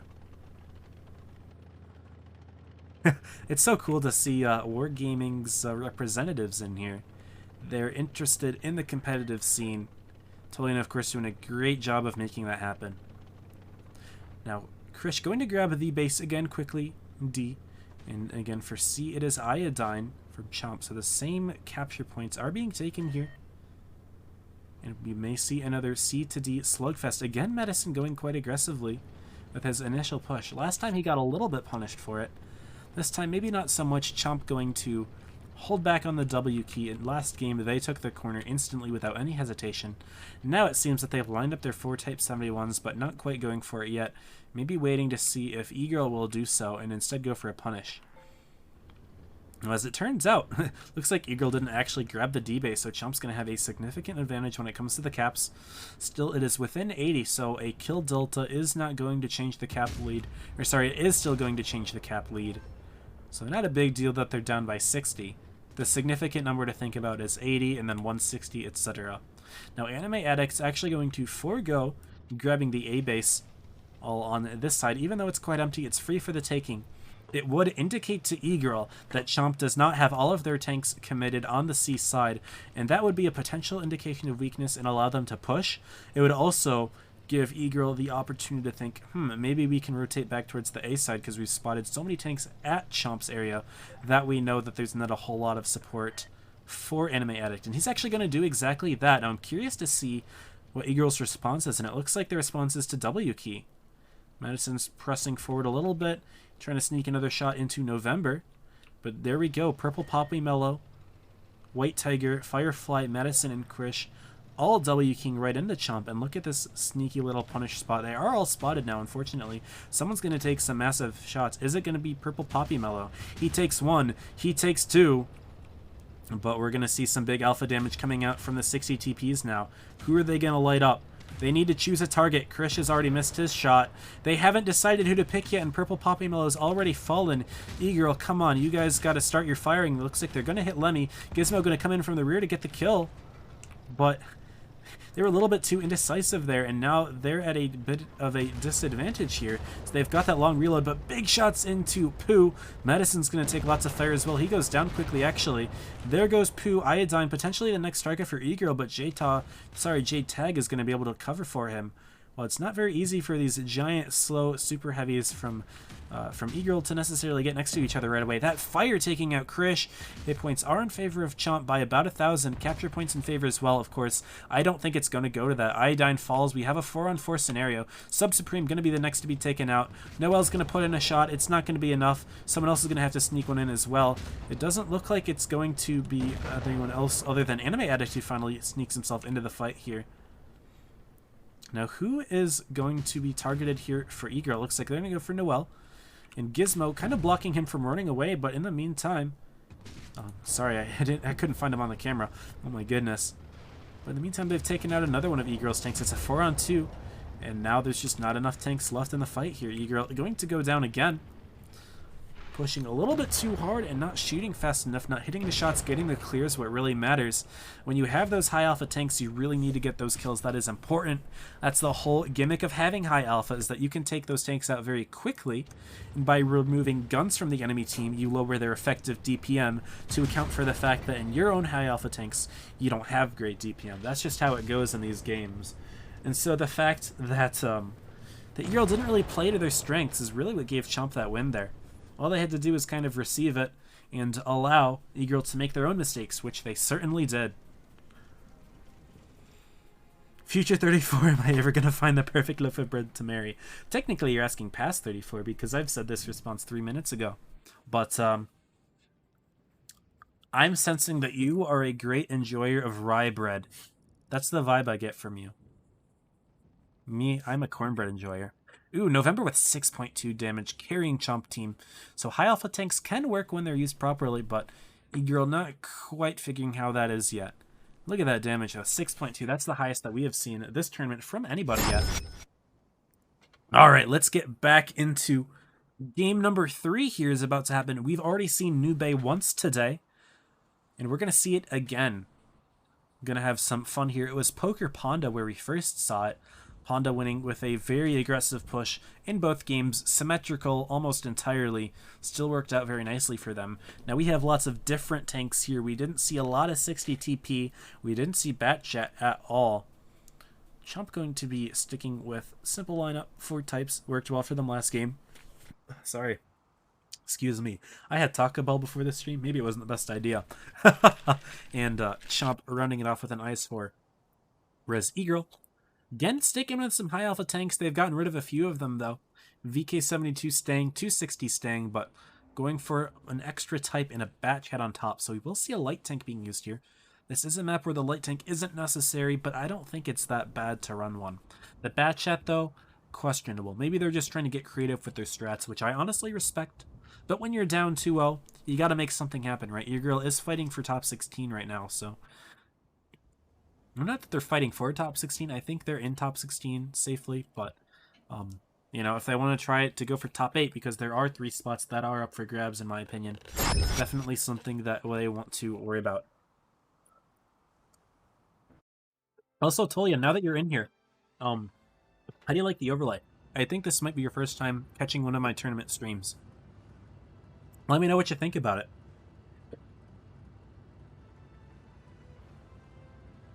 I've been doing a good amount of work on the overlay. I think it's beautiful. I'm proud of it, but let me know what you think. If you're still in here, that is.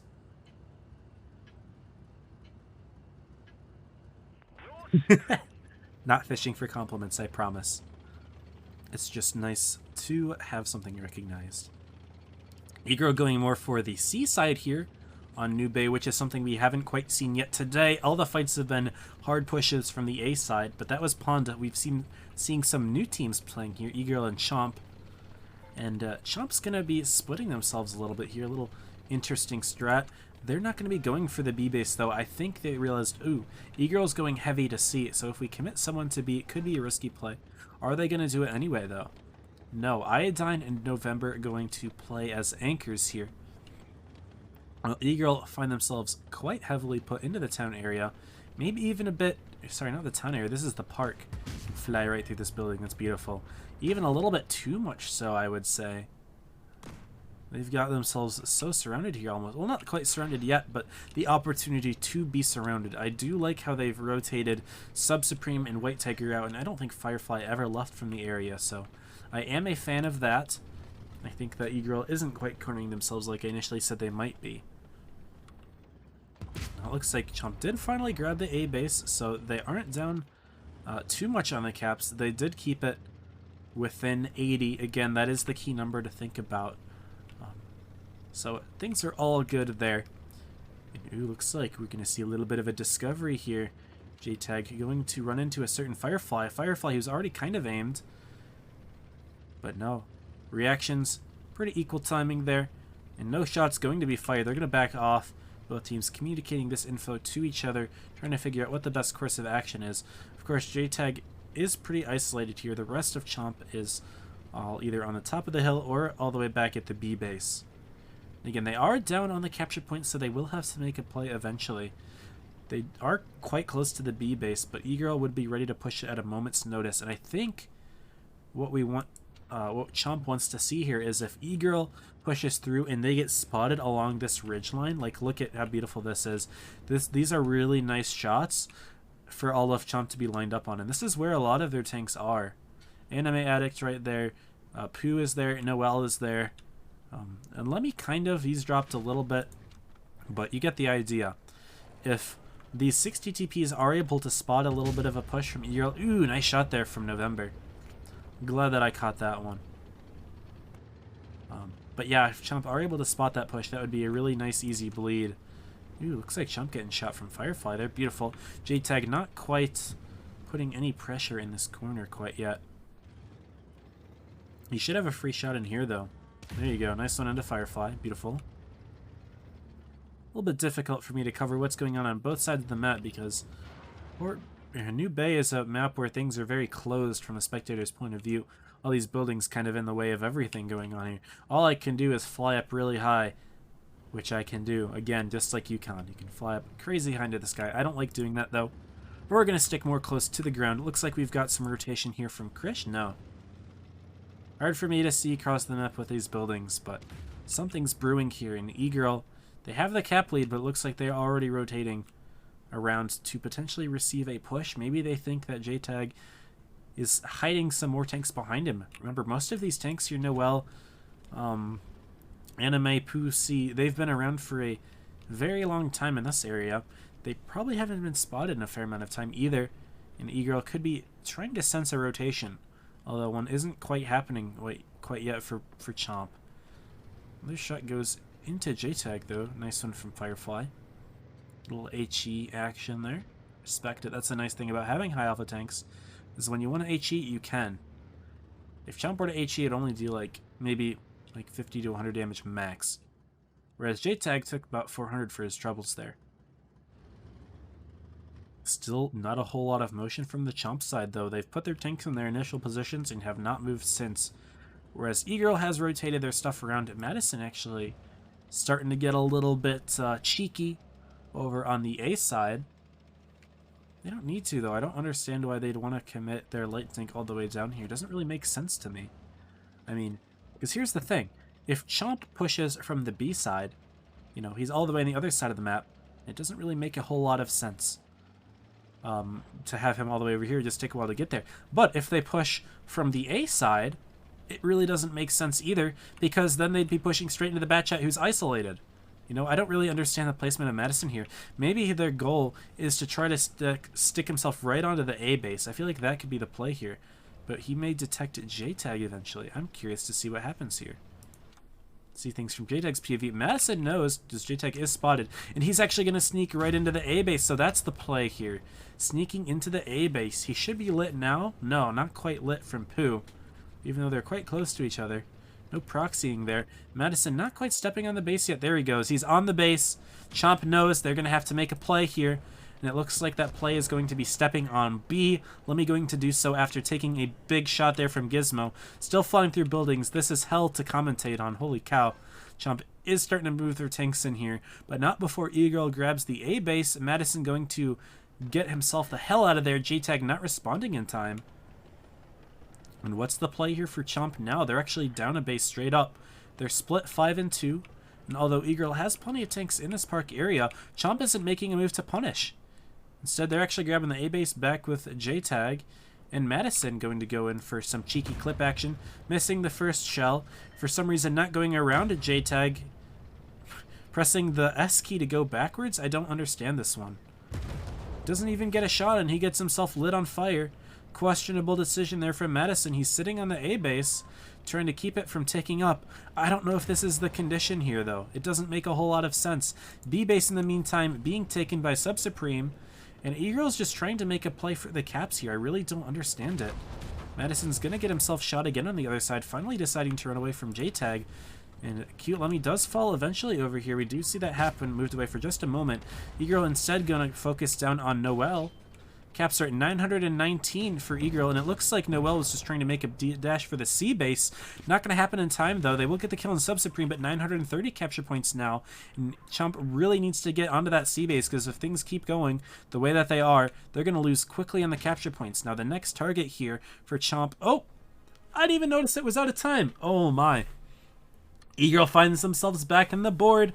I didn't think it went down to time. Oh, my goodness. Yes, it was a slow game. No, I wasn't paying attention to the clock. They tried to make a play, and it didn't quite work. Now I think I understand a little bit better why Madison went into the A base. You know, because he knew that he wouldn't die to JTAG, right? The DPM of the Type 71 isn't that high. Like, yes, it's a difficult tank to 1v1, but I don't think the purpose was to 1v1, actually.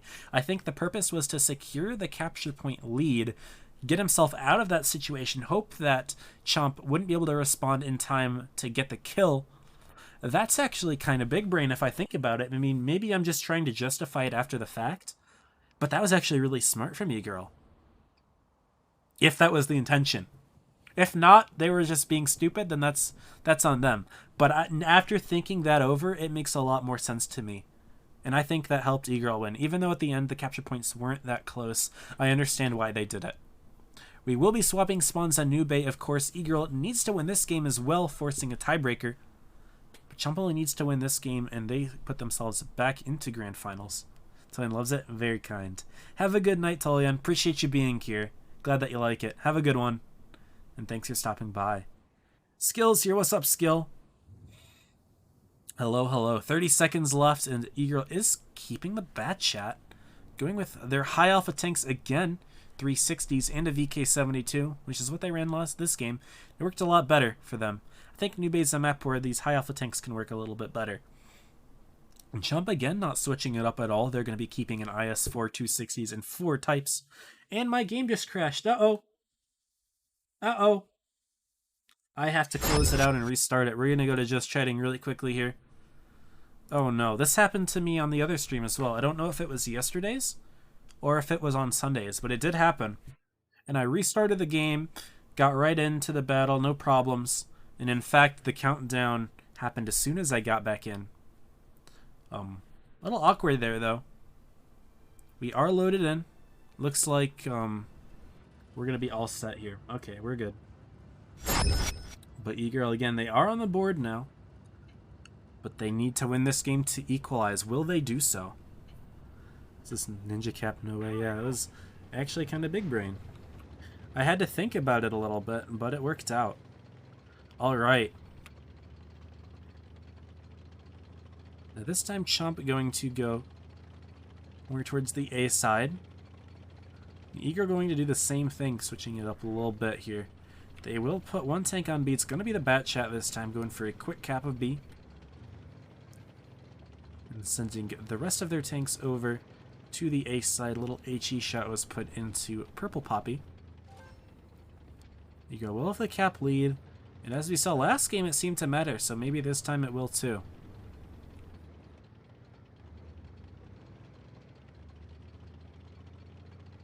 Curious to see what Eagle's plan is here. I mean, they've won the B base. Are they just going to hold here? They're not really defending A entirely, but then again, it wouldn't be the smartest for Chomp to put a tank all the way down there. Ooh, Eagle, he's preying on the fact that no one from Chomp is ready to support C. Oh boy. And we are going to see the IS-4 turn around. Will he get reset though? He does get reset just barely in time. Madison realizing, okay, the cost is sunk. I sent myself all the way over here. Try to grab C, it didn't quite work out. But Anime's going to grab the base. In the meantime, though, Noel taking a big shot from White Tiger, who seems to have been hitting his shots today very nicely. So things looking good over there for Team E-Girl. Unfortunately, not all the shots being hit over here. And now that the heavy tank from Chomp is in the C base, E-Girl is saying, okay, it's time to push. J-Tag is their target. Purple Poppy missing a shot, Gizmo missing his shot. Lots of misses from E-Girl here, and they are already down by about 2,000 hit points. Purple Poppy making himself a pretty easy target, as the rest of E-Girl up top is not really fully committed themselves. Gizmo missing another shot, it seems. Noelle's going to fall down. And now Purple Poppy Mellow missing another shot. Oh my goodness, E-Girl not letting any of their shots go in. Another missed one from Sub Supreme. Purple Poppy's going to fall.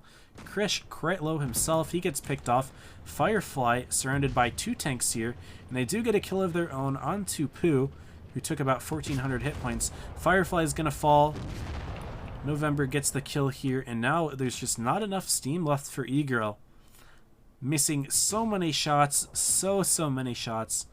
I like how Gizmo's trying to block from Madison here, but Madison taking the shot, but now Gizmo's actually blocking the shells from Madison, who bounces his full clip off of J-Tag. That's a Madison moment. Certified, bona fide Madison moment. Gizmo at least blocking a shot for him, but I mean, Madison's going to need to get the kill at the end of the day. Is he going to be able to manage that? Not sure. J-Tag does fall from November in the meantime. Madison did pick up the kill, but it is 3 tanks on 4. The hit points are massively in the favor of Chomp. They pick up Gizmo. White Tiger going to be the next default. Anime Addict in the front. Iodine on the side.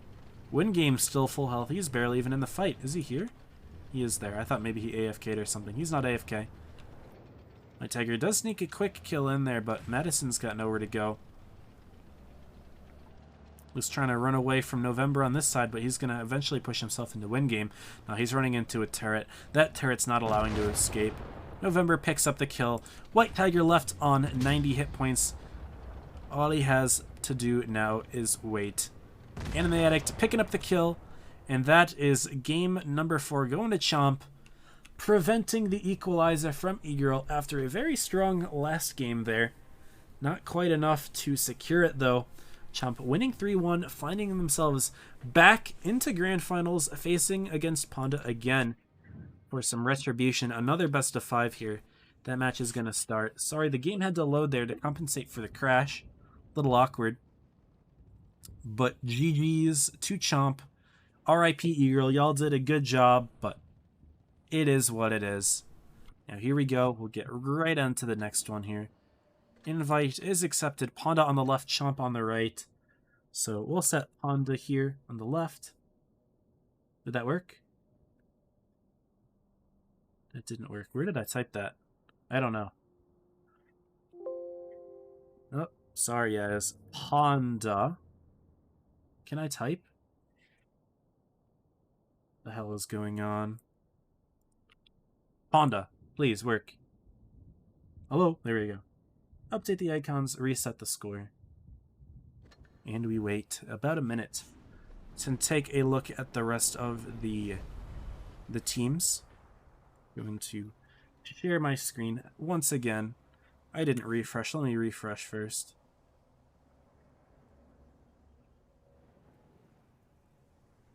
Here we are. Leverage versus Elevate Grand Finals. So they beat rival again 2-1 and then 3-0. Apex against Suck, who 3-0, and yikers, they are not going to be fighting for top 8 today. Maybe next PYS. There's a big comeback factor because of the way that the scoring scales by day. Here we are going to see Ponda Chomp again. Purple straight, so Purple defeated Angle 3-1 here. We didn't see the result before, and then Straight defeated Angle. So even though Angle were in the winners finals, they drop out in third, and it's Purple straight now. In Group 5, perhaps unsurprisingly, X in the grand finals.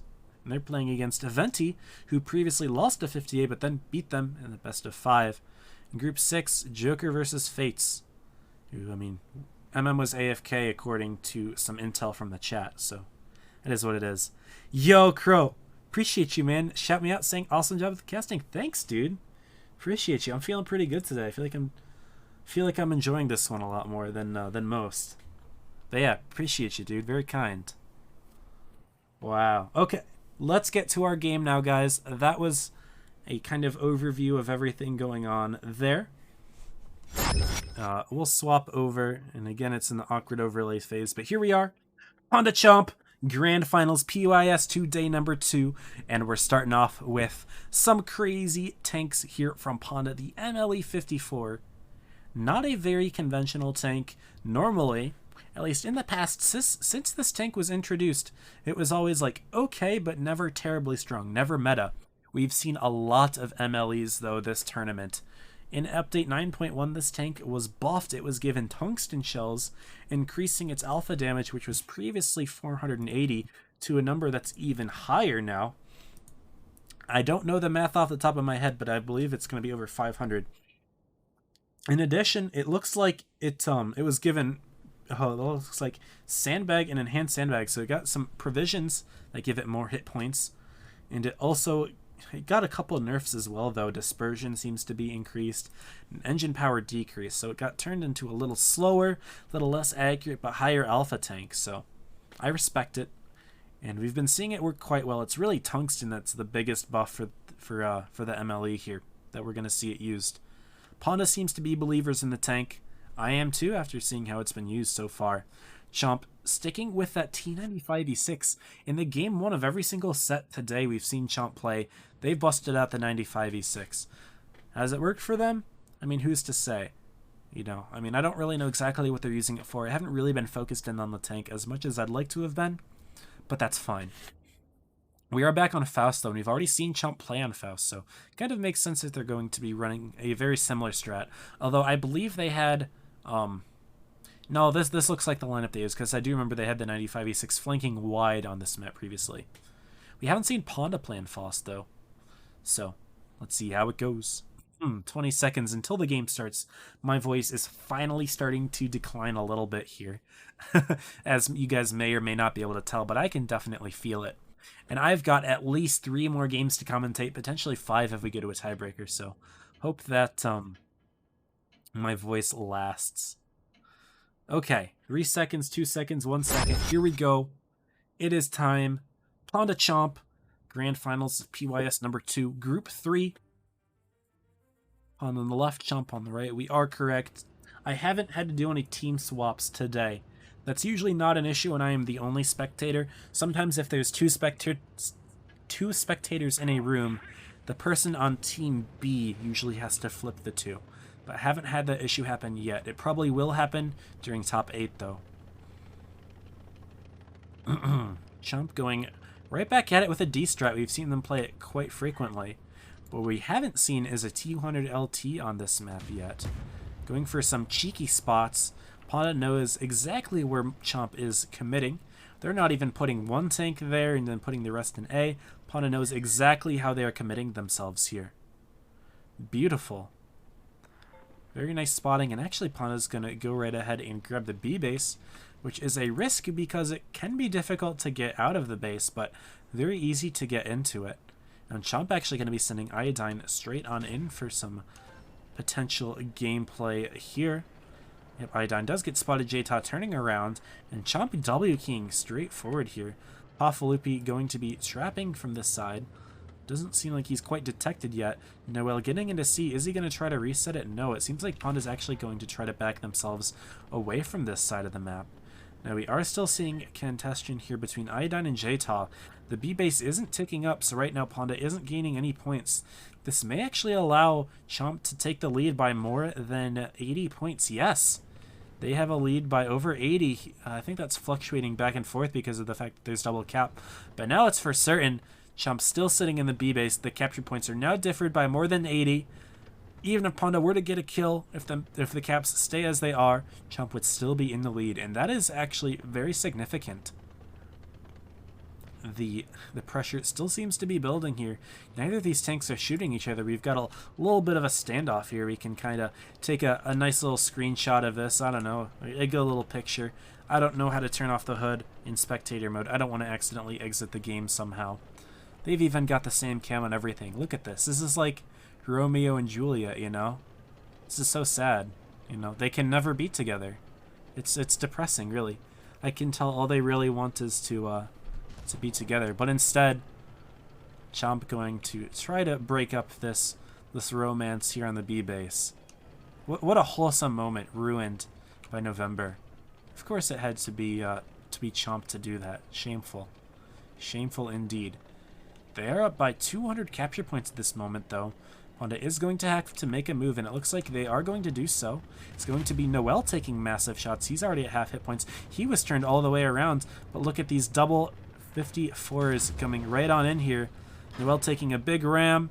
He is only on 700 hit points. He's going to die. Oops, Skip's actually bouncing the shot, so D-Chan's going to need to get the kill here. He does so. Nice pickup, and Panda's already taking the hit point lead quite significantly, although they do get a few bleeds in of their own. Looks like Jta suffering in the B base, and I think Chomp's trying to do a little bit of blocking play. I don't know what's going on, though. Iodine cannot reverse, though, because Steven's going to put some big shots into him. Look at this. Don't reverse, buddy. Don't do it. He did it. You fool. Iodine, come on, buddy. Do better than that. In the meantime, Panda taking the D base. They're going to try to do some damage control here with the capture points. Got some brawls going on in the middle. Jta still not going to die. Iodine missing the shot. Steven's going to put one in. No, that misses too. Some sloppy play on both sides here. All I know is that Anime Addict is quite low. He's in a very soft tank. He's going to do his best to hide here, but look at the 95A6 really has nowhere to go, and now he's hiding. He's completely out of the game. And Panda's going to have a little 2-on-1 scenario against Jtag, who misses his shot to Sherman. Lots of missed shots on either side of the board. Panda not quite in immediate danger yet, though. They do end up getting the kill on Iodine in the middle. Jta still alive. Looks like it was Panda who wins out in that little love story there. Win game quite low himself. Pooh goes down first. Paflupi ready to get the kill here, Win missing his own kill shot. So many missed kill shots this game.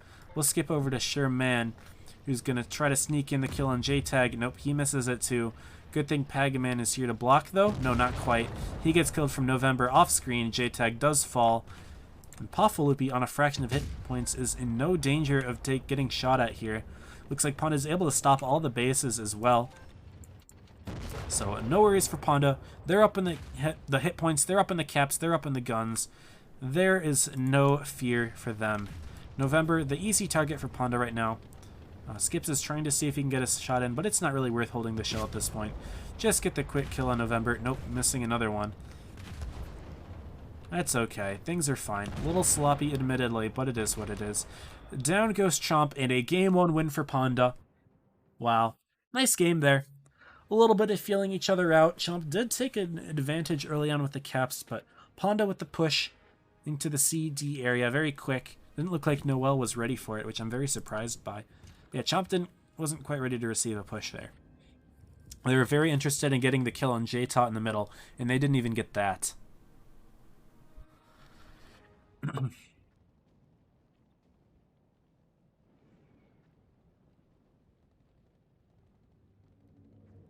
Alright, making sure that my my mods know that it's an immediate 1 hour timeout for spoilers, not 5 minutes. Immediate 1 hour timeout. We're being harsh with the spoilers. There you go. Beautiful. Okay. Swapping spawns now for Faust and Chomp. Running the same thing, 4 types of 60 in IS4. Panda with 2 60s. They're going to be dropping those MLEs. It was a nice gimmick for this game, and it worked out quite well. A couple shots were bounced here and there, but for the most part, the high alpha damage was a big surprise for Chump, and they got that kill rather quickly in Noel's Type 71. We are going to see the T100 LT staying out as well. The Crown Von makes a return. J-Ta never dies. A big gamer. Okay. 30 seconds left until the game starts. I feel like Chomp is just going to do the same thing. I mean, we've seen them run this strat 3 times so far, every time they've gone CD area. I don't see why they would change it up, especially considering their lineup's the same. The only thing that they do differently is, I believe on this spawn, maybe they put the 95E6 all the way towards A, which could be punished by the fact that Panda's got a light tank now, so it could be scary. Maybe that'll change the way that they react to the enemy lineup and adapt their strategy accordingly. We'll see. I think I accidentally gave an extra point to Panda. It is 1-0. Black Bear, what's up? Welcome to the stream. How's it going? Flumo, if I recall. I have to remember everyone's username changes. So, okay. Game number 2. Chomp Panda.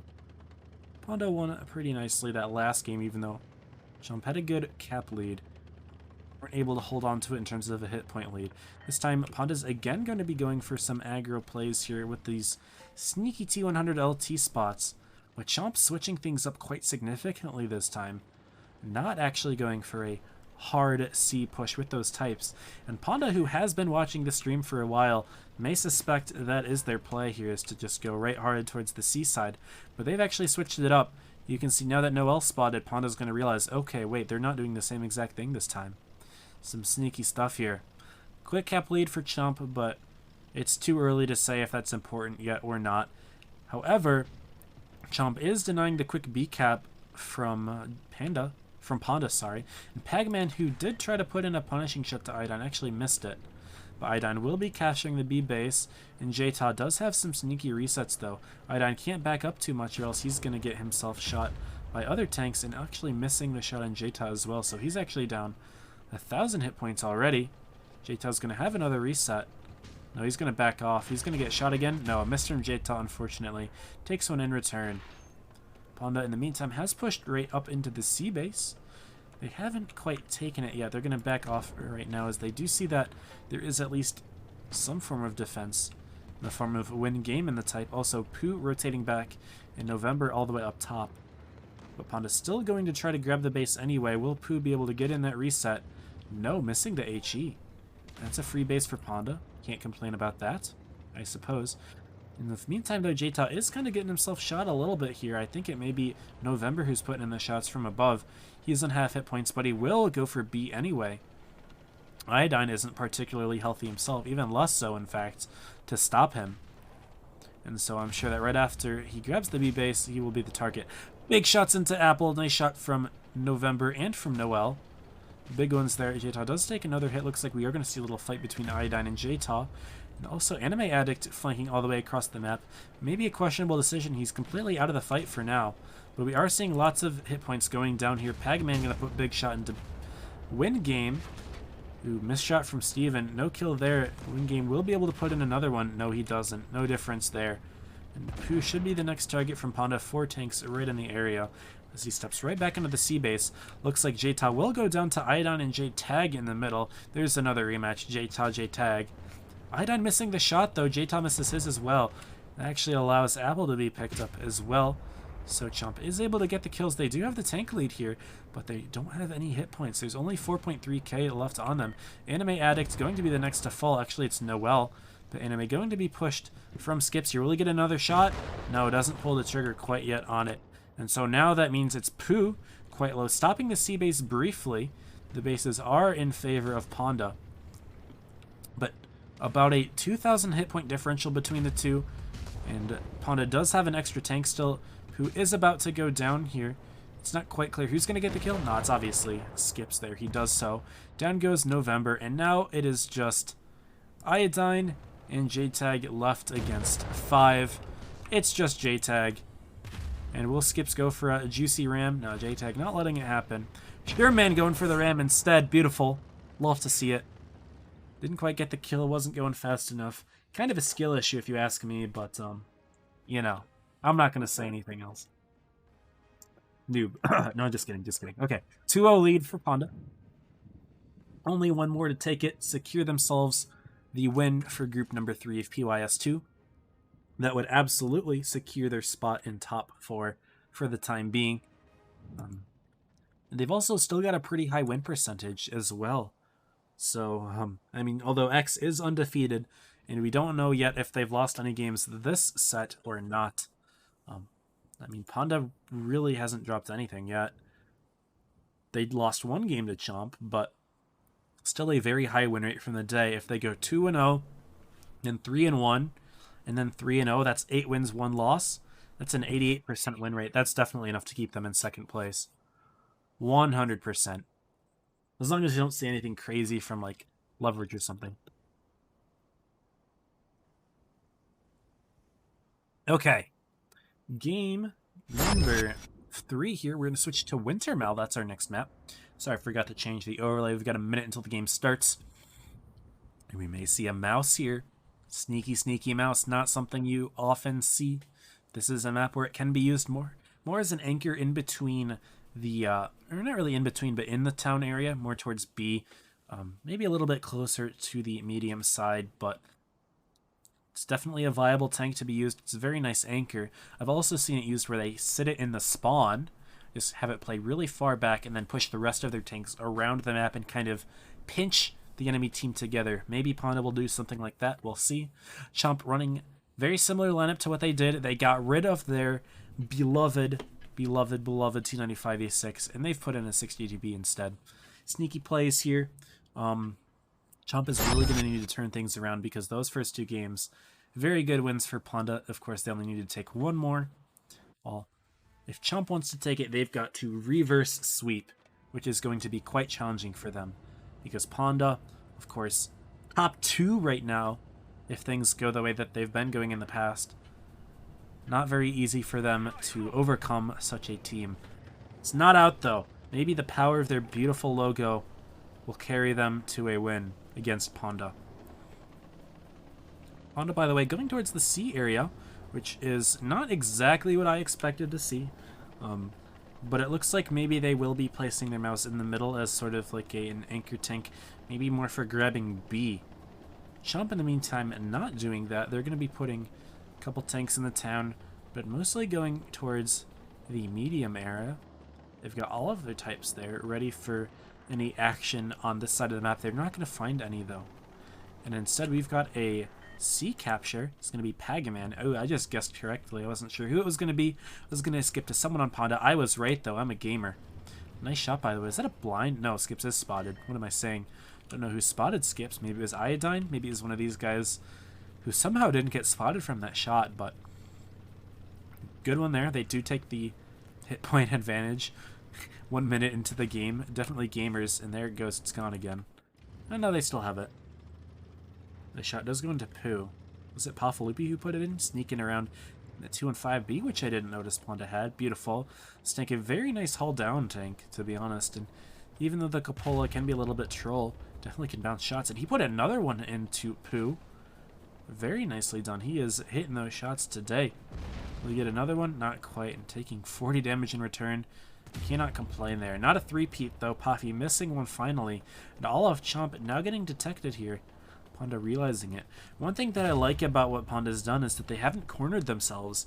Oftentimes when you see games on Wintermell where a team goes C, they tend to corner themselves a little bit over there, and then the other team can kind of grab B, grab A, and surround them and not let them escape anywhere. But Ponda keeping the presence in their own spawn, not allowing themselves to get cornered in here by all of these Chomp types, which are initially daunting, but Poffy has done a great job of keeping them away. And Lemmy saying ooh-woo. Nice one, Lemmy. And a meow from Skips. Oh my god, they're saying my furry friend. Get it out of here.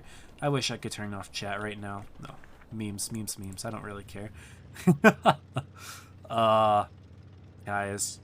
You're doing bad things to me right now. Looks like we are going to see a B cap from Iodine. Putting a little bit of pressure on Ponda. And they do put some big shots into Skips as well. He's quite low. Half hit points. But here comes Steven. Ooh, big extra shot into Skips. Noel put that one in. Iodine grabs the base. He's going to try to see if he can pop one into skips. But in the meantime, it looks like Panda's made a play on JTag, who's found himself completely hung out to dry here. His teammate November is actually going for the kill and skips himself, rolling 700. That's a big shot right there, and they are going to lose JTag for it. But in the meantime, they will have a little bit of play in the enemy spawn. Pagman going to be the next to go down. Noel putting in the shot. Pooh, who needs to pen him from the front. Is he going to pen him? He may bounce it. You got to hit it, Pooh. Come on. All eyes are on you, buddy. Hit the shot. Fire the shot already. You've lost Iodine off camera. Come on, bro. Embarrassing. Embarrassing. You need that kill. You silly goose. November gonna die for it as well. You need to get yourself in the game. Look at the rest of the types who've already put themselves in the situation. And Pooh could be in the situation here as well, but he's not because he's too busy bouncing another shot on Pagaman. Come on, brother. Your team is dying out here. Panda's on 800 points. Lemmy should be able to get the kill on Apple, but not before Noel falls. We're at 900 points. Come on. Hit the shot, Pooh. Hit the shot, Pooh. He bounces again. Gosh dang it. Cute Lemmy falls. November falls. In fact, Panda doesn't even seem to care. Panda doesn't even seem to care about Pooh, who finally gets the kill. Took him almost a full minute to do so. But now he's going to get picked off by Sherman. Go for another ram. He doesn't go for another ram. A little disappointed. There he goes. That's game. 1,000 points. Panda with the clean 3-0. Beautiful. Just outplayed right there, Panda. Chomp not quite able to commit with that full push of 4 types through the enemy spawn. Started out strong. Not enough steam in the end. Just kind of ran out. Panda outbled him. Chomp missed a couple kills. And, yeah. So that's the game. Beautiful. Good stuff from Panda. They've got to be happy right now. Unfortunately, I don't think the leaderboard is going to... sorry, I had to burp again. I had to update. Liking the Chomp logo. Yeah, I think it's amazing. What was I going to say? Oh, yeah. But I don't think the rest of the leaderboard is going to update until after everything's done. Yeah, refreshing the screen. Nothing is happening on the leaderboard. But we can check the brackets and see what's going on there. I didn't pull up this, by the way. It looks like 4.3 from Poffy, who hit some really nice shots in the beginning, holding off Chomp for a good amount of time while they reposition themselves. Good stuff. Also, Steven 3K in the mouse. Hell yeah, I didn't really watch him a whole lot, but hey, mouse on top, baby. I hate my team. This is so sad. Welcome, everybody. Okay, let's take a brief look at the rest of the tournament groups. Let me refresh it really quickly. Let me zoom it on in. Full screen it. Share it. Here we go, guys. So Leverage did defeat Elevate 3-1. So Elev did take a game off of Leverage. So they actually have the same win rate as Panda for the day. I'm only losing 1 game, winning 8, but they take it. Elev in second. And here, Apex not dropping a game. That's definitely going to help out with their win rate. They may pass Leverage for a win rate. Not 100% on that, but they may. They may. So they could be tied, actually. I feel like they might be tied after this. Hard to say. Panda wins, dropping 1 game to Chomp in the upper finals. Game 4, or Group 4 looks like Purple Straight still going on. Game 5, X winning. Again, continuing their undefeated streak. X has not dropped a singular game this entire tournament. Not in PYS 1, not in PYS 2, not either day of either of those. Definitely looking like the favorites right now. And Jokers, who did drop a couple games in PYS 1, I do believe. Not quite undefeated, but I mean, they went undefeated for the day, so they can't be feeling too bad about themselves either. The only thing is that they didn't play a full 8 games. They only played 6, so their win rate will increase a little bit less than the other teams. I'm not going to do the map, or I'm not going to do the math to try to figure out who's in the leaderboard right now. We have to wait for this set to finish, and then it would probably still take a good amount of time for the Hall of Fame to update. I can give it a click just to see. But I don't expect it to change. No, we were at 7815 beforehand as well. So that is that. That is the tournament. I guess I can really quickly do one refresh just to see if the purple game is finished since I started talking. It has not. Purple and Straight are still fighting. You can go check that out on Droodle's channel right now. I believe he's streaming it. I'm actually curious as to when that started. If I click on these guys, I can see what time the match started. It started at 32. So it's been going on for the past 22 minutes. 33, actually, but you get it. These guys still playing. I'm not going to wait for the result. Even though it could come out soon, I really have no idea, and I don't really want to stick around to wait. So that is going to be it for me. I'm going to go ahead and start my raid right about now. I don't know who I've chosen yet, but what a raid is I'm going to send all of you viewers to another Twitch streamer who you could probably see at this point. You guys get some free channel points for it as well. So if you guys want to do some betting, you get a free channel points for participating in the raid. Show some love to the streamer. And that's going to be it for me. I will catch you guys on Friday for the next PYS. That's going to be PYS 3, day number 1. Don't know who I'm streaming yet, but we'll figure that out, I suppose. So yeah, 9 p.m. Eastern on Friday is the next PYS. Catch you guys there. And as always, stay safe. Happy tanking.